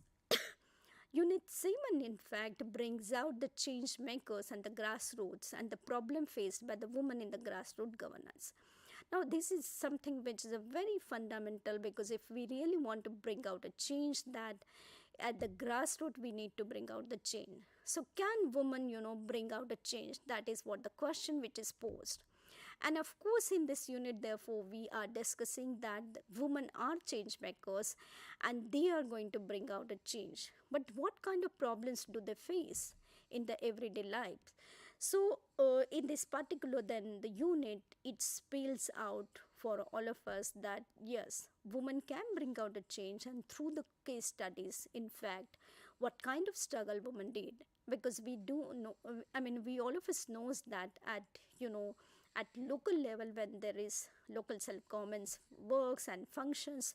And we do have a number of the case studies that how women are not allowed even, and in some of the cases that the whole debate which emerged which way back is a proxy.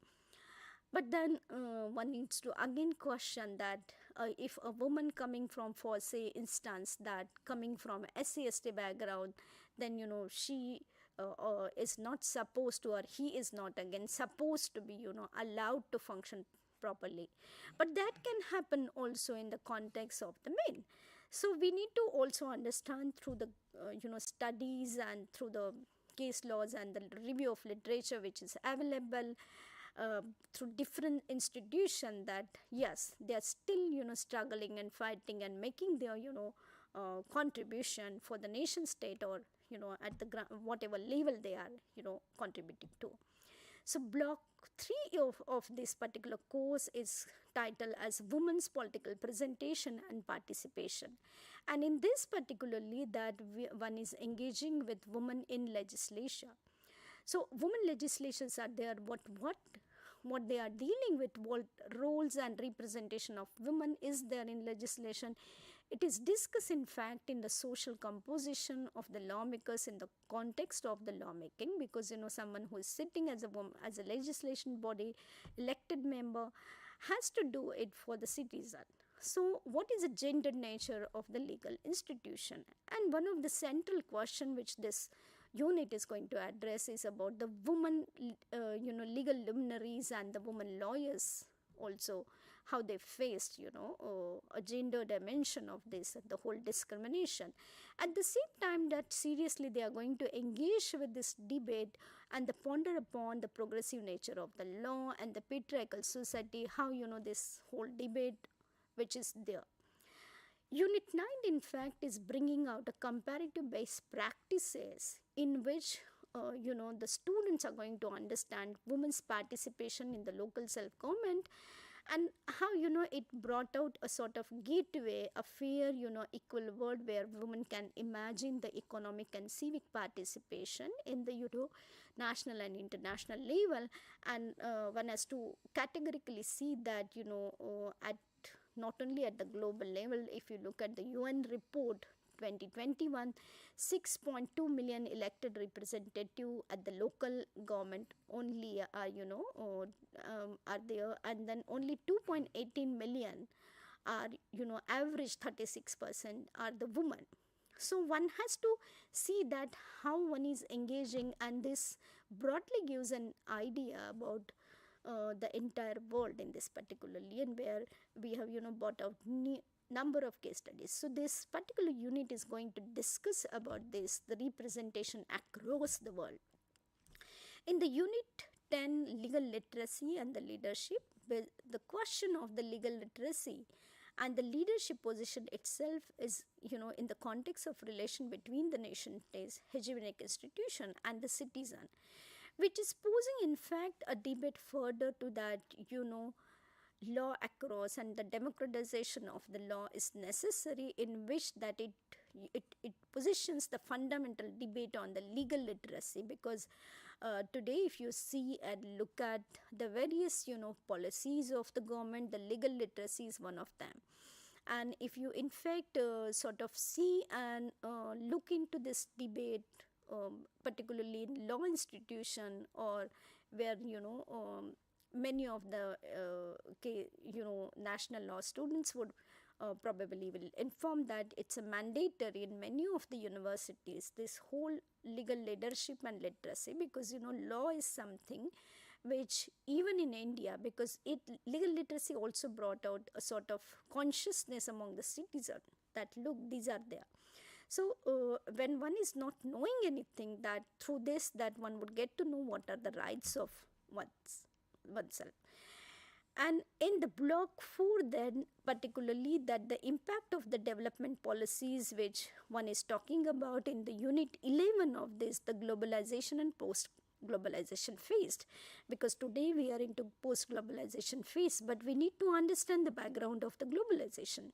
So the primary aim of this unit is to make you understand what is globalization, how this phenomenon in 90s 1990s onwards started, how the gender questions and the development question have been addressed, what is the relationship between in fact then the globalization and gender in general, and how do we locate in fact the other genders, including the primary focus would be on the woman particularly, and how one is going to then look at particularly the globalization and post globalization phenomena, and then the critical approach to this particular context, because we are in a post globalization and there are number of issues which are emerging.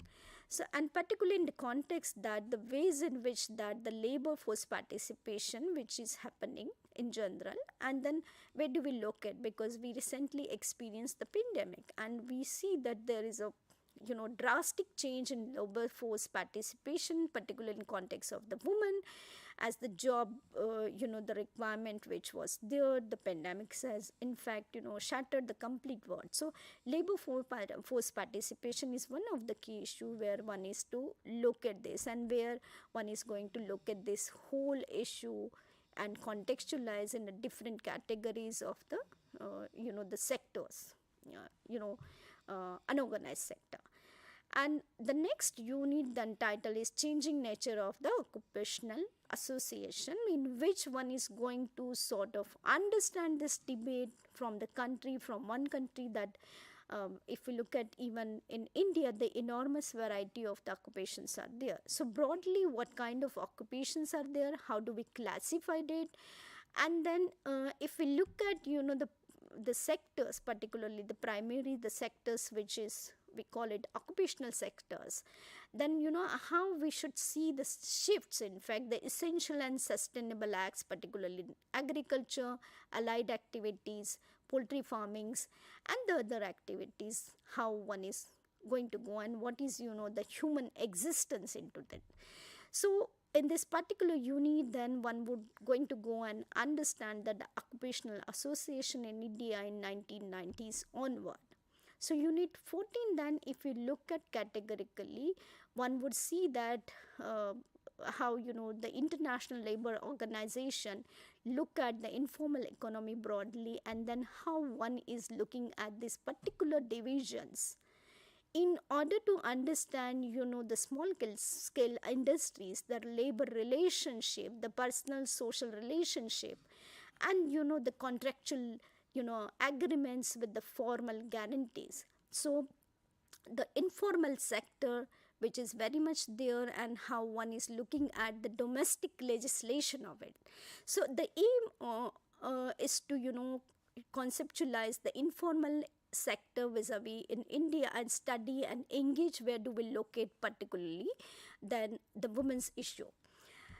And in the block 5th of the women and justice system, the criminal justice system is something which we need to understand very, very specifically, because as a student of this particular certificate program, you need to know that, what are the serious things which are there happening in the society. At the same time that, for instance, the assault, murder, rape, robbery, serious wrong things classified, then one is going to also understand through this debate that how one is going to go and get into this, how the criminal procedures takes place, how the courts react at several level, at several stages.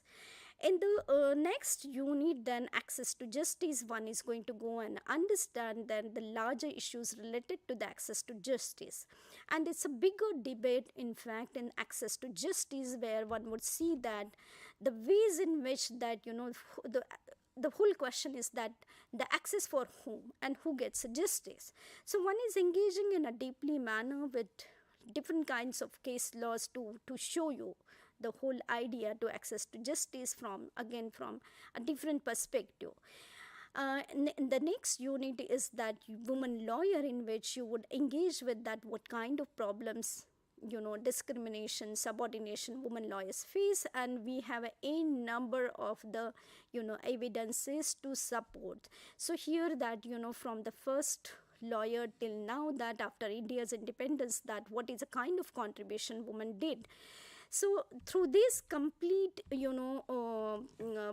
course, the effort has been put it that to bring out the whole issue of the gender and governance in order to understand, and which layouts a foundation for the sort of gender and the governance through this mode.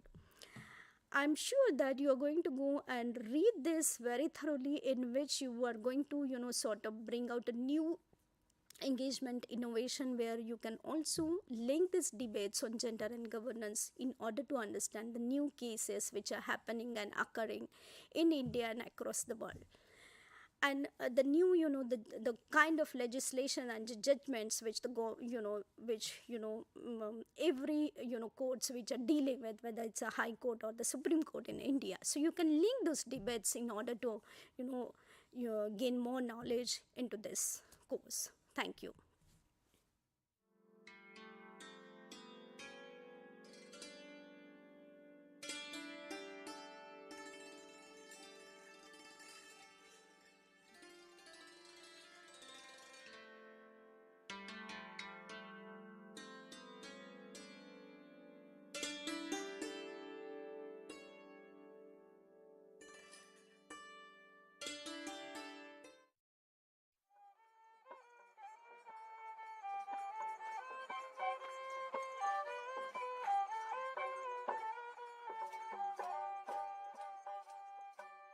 Assam की विशालता केवल ब्रह्मपुत्र नदी तक सीमित नहीं है, बल्कि यहाँ के सांस्कृतिक वातावरण में भी दिखाई देती है। यही वह कामरूप है जिसकी गाथा पौराणिक कहानियों में भी पाई जाती है।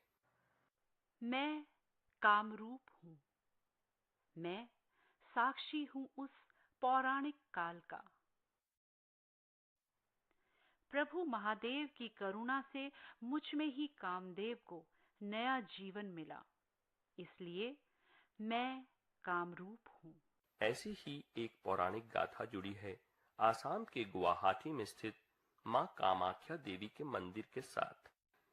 प्रतिदिन यहाँ हजारों की संख्या में श्रद्धालु भक्त मां कामाख्या के दर्शनों को प्राप्त करने के लिए समस्त संसार भर से यहाँ पर आते हैं। जिस पहाड़ी पर मां कामाख्या का मंदिर स्थित है उसे नीलांचल पहाड़ कहते हैं। वर्तमान में मंदिर तक पहुंचने के लिए अति उत्तम मार्ग की व्यवस्था है। परंतु एक समय ऐसा भी था जब लोगों को पत्थरों की सीढ़ियों पर चढ़कर वहां तक पहुंचना पड़ता था। भक्ति के साथ साथ यह एक पर्यटन स्थल भी है। यहाँ के स्थानीय निवासी इसी पर्यटन से अपनी आजीविका भी चलाते हैं। हर वर्ष आषाढ़ माह में मंदिर के द्वार कुछ समय बंद रखने की परंपरा है, जिसे अम्बुवासी कहते हैं। अम्बुवासी के दौरान देश भर से लाखों भक्तजन यहाँ पर आकर रात बिताते हैं। मंदिर खुल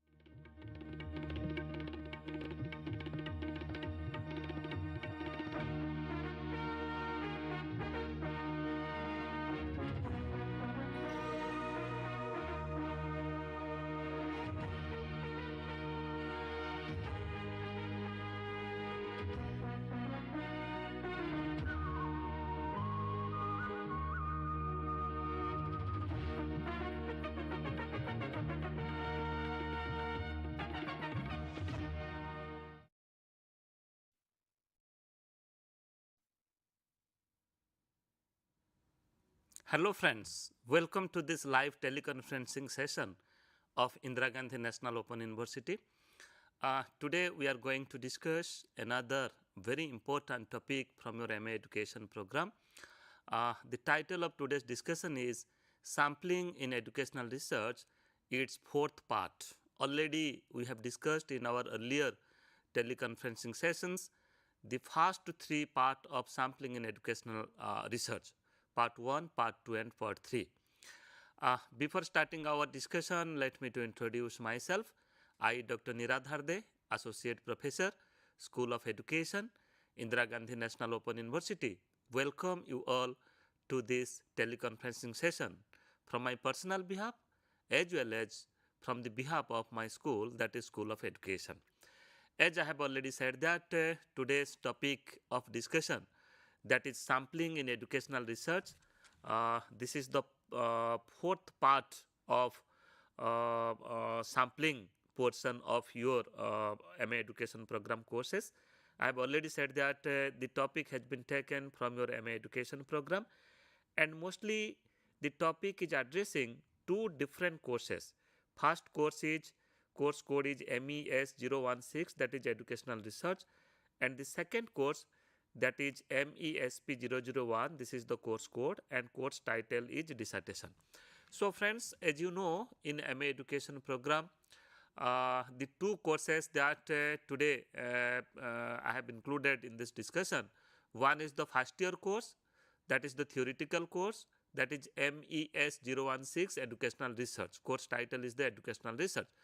And the second year course, which is the practical oriented course, you have to do a dissertation, you have to do a project in the second year of your MA education program. That is the dissertation. That means the theoretical construct, the concept that you have acquired, that you have understood from the theoretical course of educational research in the first year, that you have to practically implement in the second year. So when you conduct a piece of research and you have to write that research in form of a dissertation report. Okay, so that you have to do in the second year.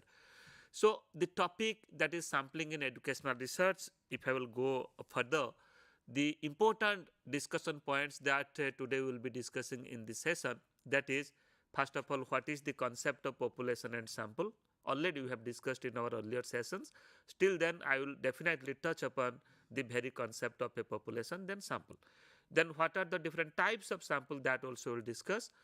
Then the third, that is discussion point, that is what should be the size of the sample. So many a time we get confused that what should be the size of the sample. Our students, they ask question that what should be the size of sample, what number of samples should be included in the study, so that that study will be considered as a good study. So that is also another important discussion point of today's session. Then the last important aspect relating to sampling, that is what is sampling error. So where is the possibility to a type of error when you draw a sample. So that also we will be discussing. Now let us go forward to understand the very concept of population. In my earlier session I have already said that population is called as an universe. It is a large entity, it is a vast entity. It may be finite, it may be infinite, and it may be concrete, and it may be abstract. Okay, so we can count the population, and many a time we may not count the population. Okay, so in general we can say that the very concept of population is just like universe. It represents a huge geographical area, it represents a huge number of, it may be in educational context, in educational research, we can say they are the subjects. They may be the students, they may be the teachers, they may be the community members, they may be the educational administrators, and even if many a time we conduct research on different institutions. Okay, the institutions may be the schools, may be the colleges, and other types of institutions also. So that's why population implies population. The very concept and the meaning of population, it is the large unity that covers, you can say, huge geographical area. It may be a country, it may be a state, even if it may be a district. When I will say that all the secondary school teachers in a district, we can say that all the teachers, secondary school teachers in a particular district is the population of the study. And from that population, we select a group of secondary school teachers from that district for conducting our study, and that is called as the sample. And further, to understand what is sample, sample is a representative proportion of the population. We have a population, we have a group of, you can say, it may be teachers, it may be the students, and from that large group, from that huge group, you select few numbers for conducting your study, and how to select that numbers for conducting the study. Just like on your screen, you might be watching a small unit drawn from a population is called as a sample. Many samples can be drawn from a single population. There is the possibility that we can draw parallel samples from a particular population. We will be discussing in the next slide. Then if population and sample characteristics are same, we call this is a representative or a good sample. So many a time we have the population and we are not conducting, taking the entire unit of the population, rather we are selecting a group from that population for conducting our study. And here, when you are selecting a group of population for conducting the study as sample, the sample characteristics as well as the population characteristics should be more or less same. Sample should represent the population. It means all the features, all the characteristics, all the qualities of the population should be reflected, should be represented in the sample. Then after we can say that the sample is a representative sample, the sample is a good sample. And I was talking earlier that there is the possibility of drawing many samples from a particular population. Now you can see on your screen that let as an example here the size of the population is 1000, and from this population, larger unit of the population, many samples are drawn here, just like sample 1 having the total unit is 100, sample 2 is 100, 3 is 100, 4 100, 5 100, as well as sample 6 is also 100.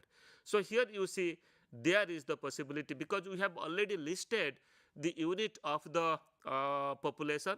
If the size of the population is from 1 to 1000, so we have already make a list of it. And then after, if I will use a probability sampling technique or a non-probability sampling technique, what I can do that I can draw many parallel groups, just like if the size of the group is 100. Okay, so randomly if I will select, I don't know that in my first attempt which number will come. Let number 7 comes, then after number 34 comes, then 68 comes, then 123 comes. I do not know. I do not have idea, because that is the process of sampling. Okay, so when by using the simple random sampling method or other types of methods we are adopting for selecting the sample, I do not have any control upon the units. Okay, so in a very unbiased way we select the sample for conducting our study. Let from 1000 we selected the first group of sample, that is 100, and again also if I have the purpose to compare the findings and the results of the first sample with the second sample, then many parallel samples I can select from the same population to know the authenticity and to verify the research result. Okay, so many a time, especially in the experimental studies, parallel experimental groups are also taken for conducting a parallel experiment. Okay, a series of experiments. So that's why many samples can be taken, can be selected from a particular population. Further, to focus upon that, what are the different types of sample is there? I have already discussed. Till then, let me to focus upon very briefly. There are two types of sample. One is called as the probability sample and other is called as the non-probability sample. Under probability sample, these are the certain important techniques are there or methods are there, just like simple random sampling method, stratified random sampling method, multi-stage sampling, systematic sampling, as well as cluster sampling. These samples and these techniques or these methods come under the probability sampling method. In probability sampling method, we can say that each and every subject, each and every unit of the population will have equal chance to be selected from the population as sample. Okay, so chances will not be increased or chances will not be decreased, and this is possible only in case of a probability sampling method. And further, under non-probability sampling, we have certain techniques just like snowball sampling, quota sampling, incidental sampling, and purposive sampling. In my last session yesterday, I have already discussed these 4 types of non-probability sampling techniques. So here, the very concept of a non-probability sampling technique is that you can select a sample as per your discretion, as per your purpose, as per your judgment. Okay, so conveniently, incidentally, purposively, you can select your own sample for conducting the study. So here the rules and the philosophy, or you can say the concept of a probability sampling, is not applicable when you select sample by using the non-probability sampling method. And many a time it is not possible to list the population, and it is not possible to select sample by using a probability sampling technique because of many reasons, because of many, you can say, technical and administrative errors. Okay, so and many a time you do not have an idea about the exact number of the population. So friends, when you do not have the exact idea of exact number of the population, then how you can select a sample by using the probability sampling technique? Because when you do not know the exact number, then you cannot list down the every unit of the population, and unless you list the population, you cannot give equal chance to each population, to each unit of the population to be selected to your sample. So that's why these are the certain drawbacks, these are the certain limitations. That's why many a time we also conduct a study by using the non-probability sampling technique. So we have already discussed all these techniques in our earlier session. This is just a simple recapitulation. And now let us focus upon many a time our students, our research students, it may be master or PhD students, they ask that what should be the size of the sample? Okay, what should be the exact number of the sample? Whether 100 is enough for a master dissertation, whether 50 is enough for a master dissertation, whether 200 is enough for a master dissertation, whether 500 is enough for a PhD study. So such type of very, you can say, fruitful questions or very important questions, and the students are very much, you can say, enthusiastic to know about the size of the sample. Okay, so that's why, keeping in consideration of your inquiry, this session has been taken to discuss. So friends, to discuss more on the size of the sample, here I can say that the main purpose of conducting a study is to generalize the result of our research. This is the, you can say, important objective. And friends, when we can generalize the result? So only we can generalize the result when we draw a sample by using a probability sampling technique, and when we have taken an adequate number of sample for conducting the study. Unless you take an adequate number, you cannot get a good result. And if you are not getting a good result, then you cannot generalize the result. So these are the certain things, keeping in consideration, researchers should know that what should be the exact size of the sample. And further we can say that size of the sample depends upon the size of the population. Many a time, let you are conducting a study taking few schools in a panchayat, or taking few schools in a tahsil or in a block. Okay, so here if the total number of schools in a block, that is 20, and if you are conducting a study taking, let 50% of the schools, that means 10 schools. So here you can say that 10 schools among 20 schools is a huge number.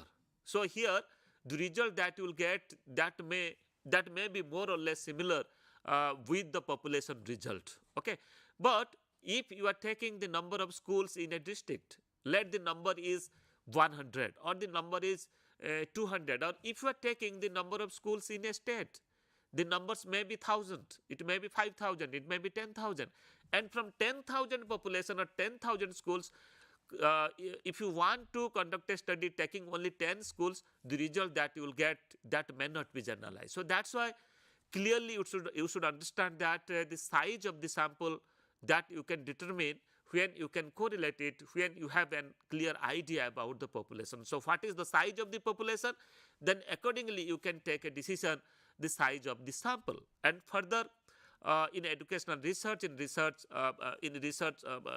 psychology and social sciences also, a sample size of 30 is considered as a large sample, particularly in an experimental study.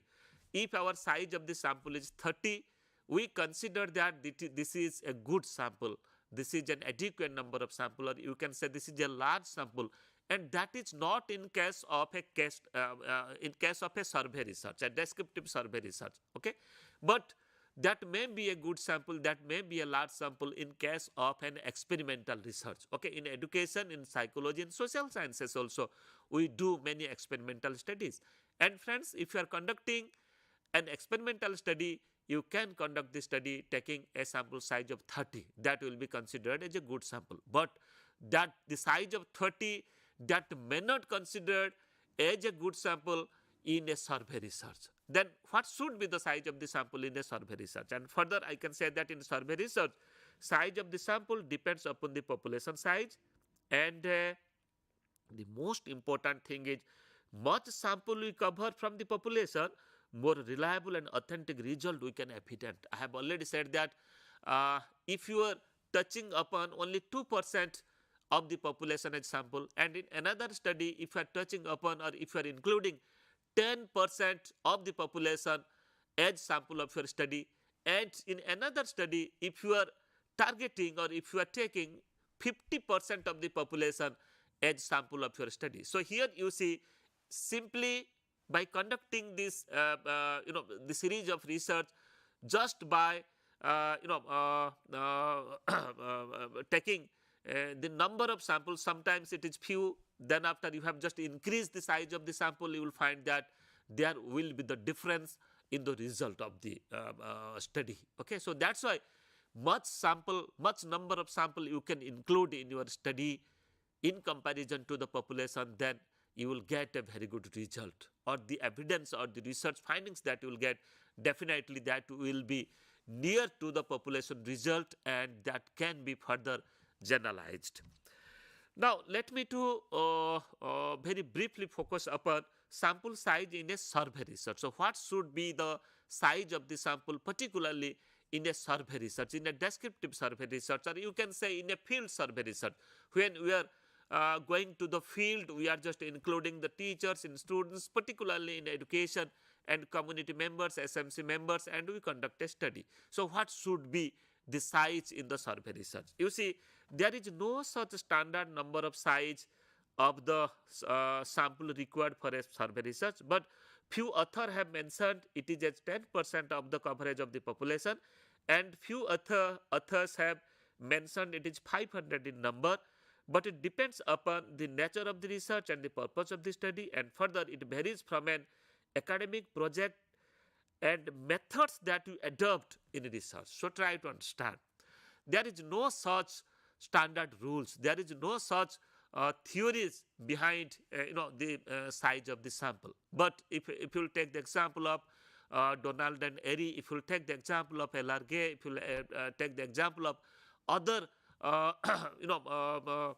authors, those have developed the book of educational research, they have conceptualized that if you are addressing, or if you are taking the 10% of the population, particularly in a survey research, that may considered as a good, you can say, good number of sample. And many a time, if you are including at least 500 numbers for a PhD dissertation, that can be considered as a good number. And particularly for a master dissertation, if it is possible, if you are including 100, 150 or maximum 200 in a survey research, in a field study, that may be considered as a good sample.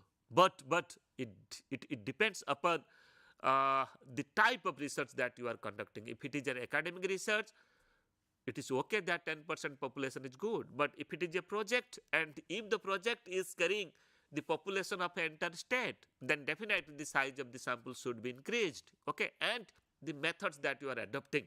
If it is an experimental research, then size of sample will less, and if it is a survey research, then definitely the size of sample will increase. And now let us focus upon the sampling error, which is another important aspect of today's discussion.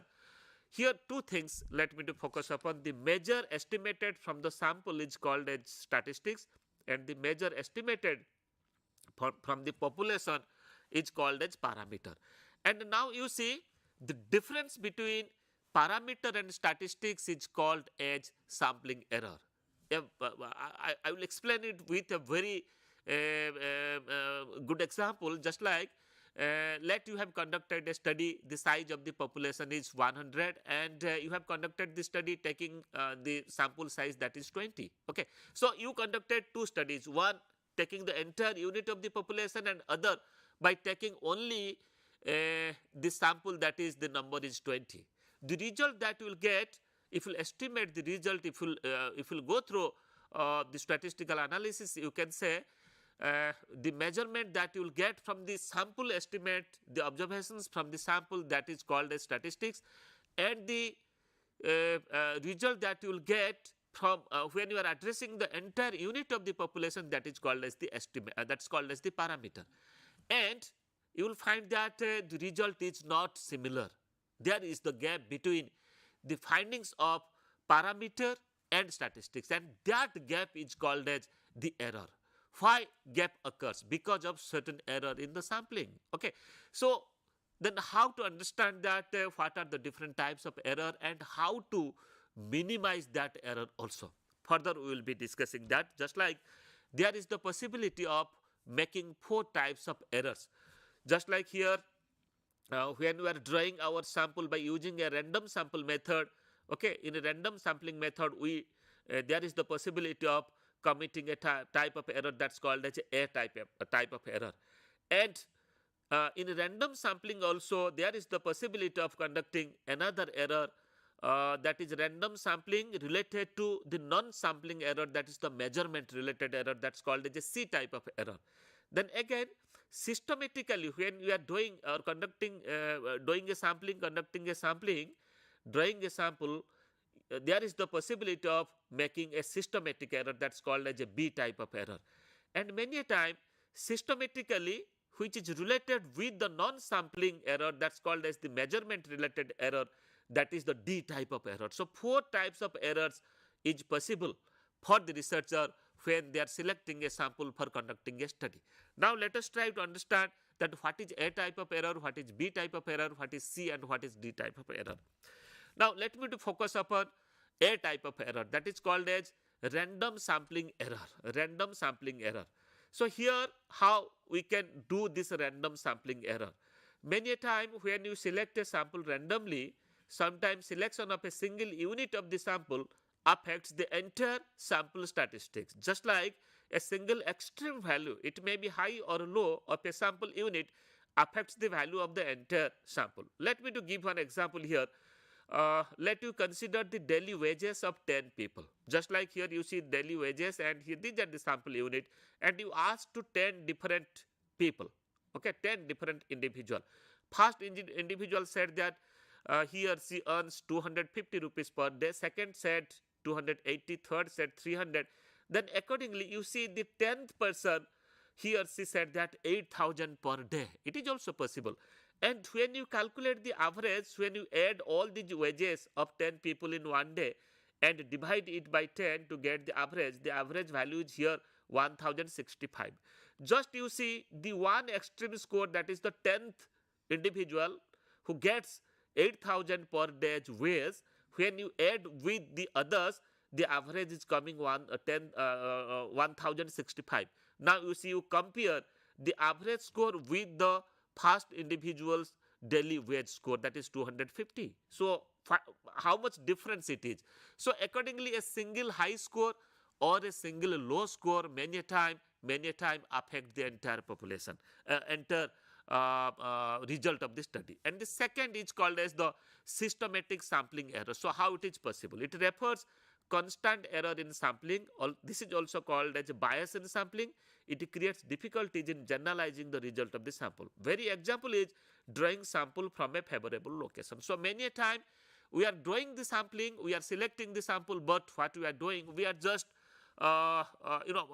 select a particular area, our favorable area, and we select certain subject from our favorable area, and we get data from them, and we analyze the data. So this type of error is also possible. And third type of error, that's called as the C type of error, that's called as non-sampling random error, C types of error. It occurs due to the faulty tools of measurement, incomplete coverage of sample or non-responses, and a defect in data collection. So many a time you will find that the entire population or the entire sample the tools that they have not filled it complete. So many a time, if total items are 50, you will find that they have filled 30 items and 20 items are left. So what you will do? So in such case, there is also a possibility of doing certain errors. And the fourth type of error, that's called as non-sampling systematic error. So many a time, when we are doing a invigilation work, or when we are administering our test or our scale or our tool, if systematically you give 5 or 10 minutes extra to the subjects, then that may influence, that may affect the result of your research. So that is also another error. And finally, I will conclude with these slides. The much sampling error you will do, and the much total non-sampling, that's called as the measurement error, you will do. If you include the sampling error with the non-sampling or measurement error, the total error will you can say increase. It is just like, a triangular statistical representation. This is you can see the height and base, and it is hypotenuse. So total error will increase when continuously you will be committing or doing sampling error as well as the non-sampling error. So total error is equal to sampling error plus non-sampling error. So friends, today we discuss the sampling size as well as the sampling error, and in our last 4 sessions we have discussed sampling in educational research, part 1, part 2, part 3 and part 4. I am hopeful that you will go through these video lessons and you will correlate it with your SLM, and you will understand the very chapter of sampling. Thank you.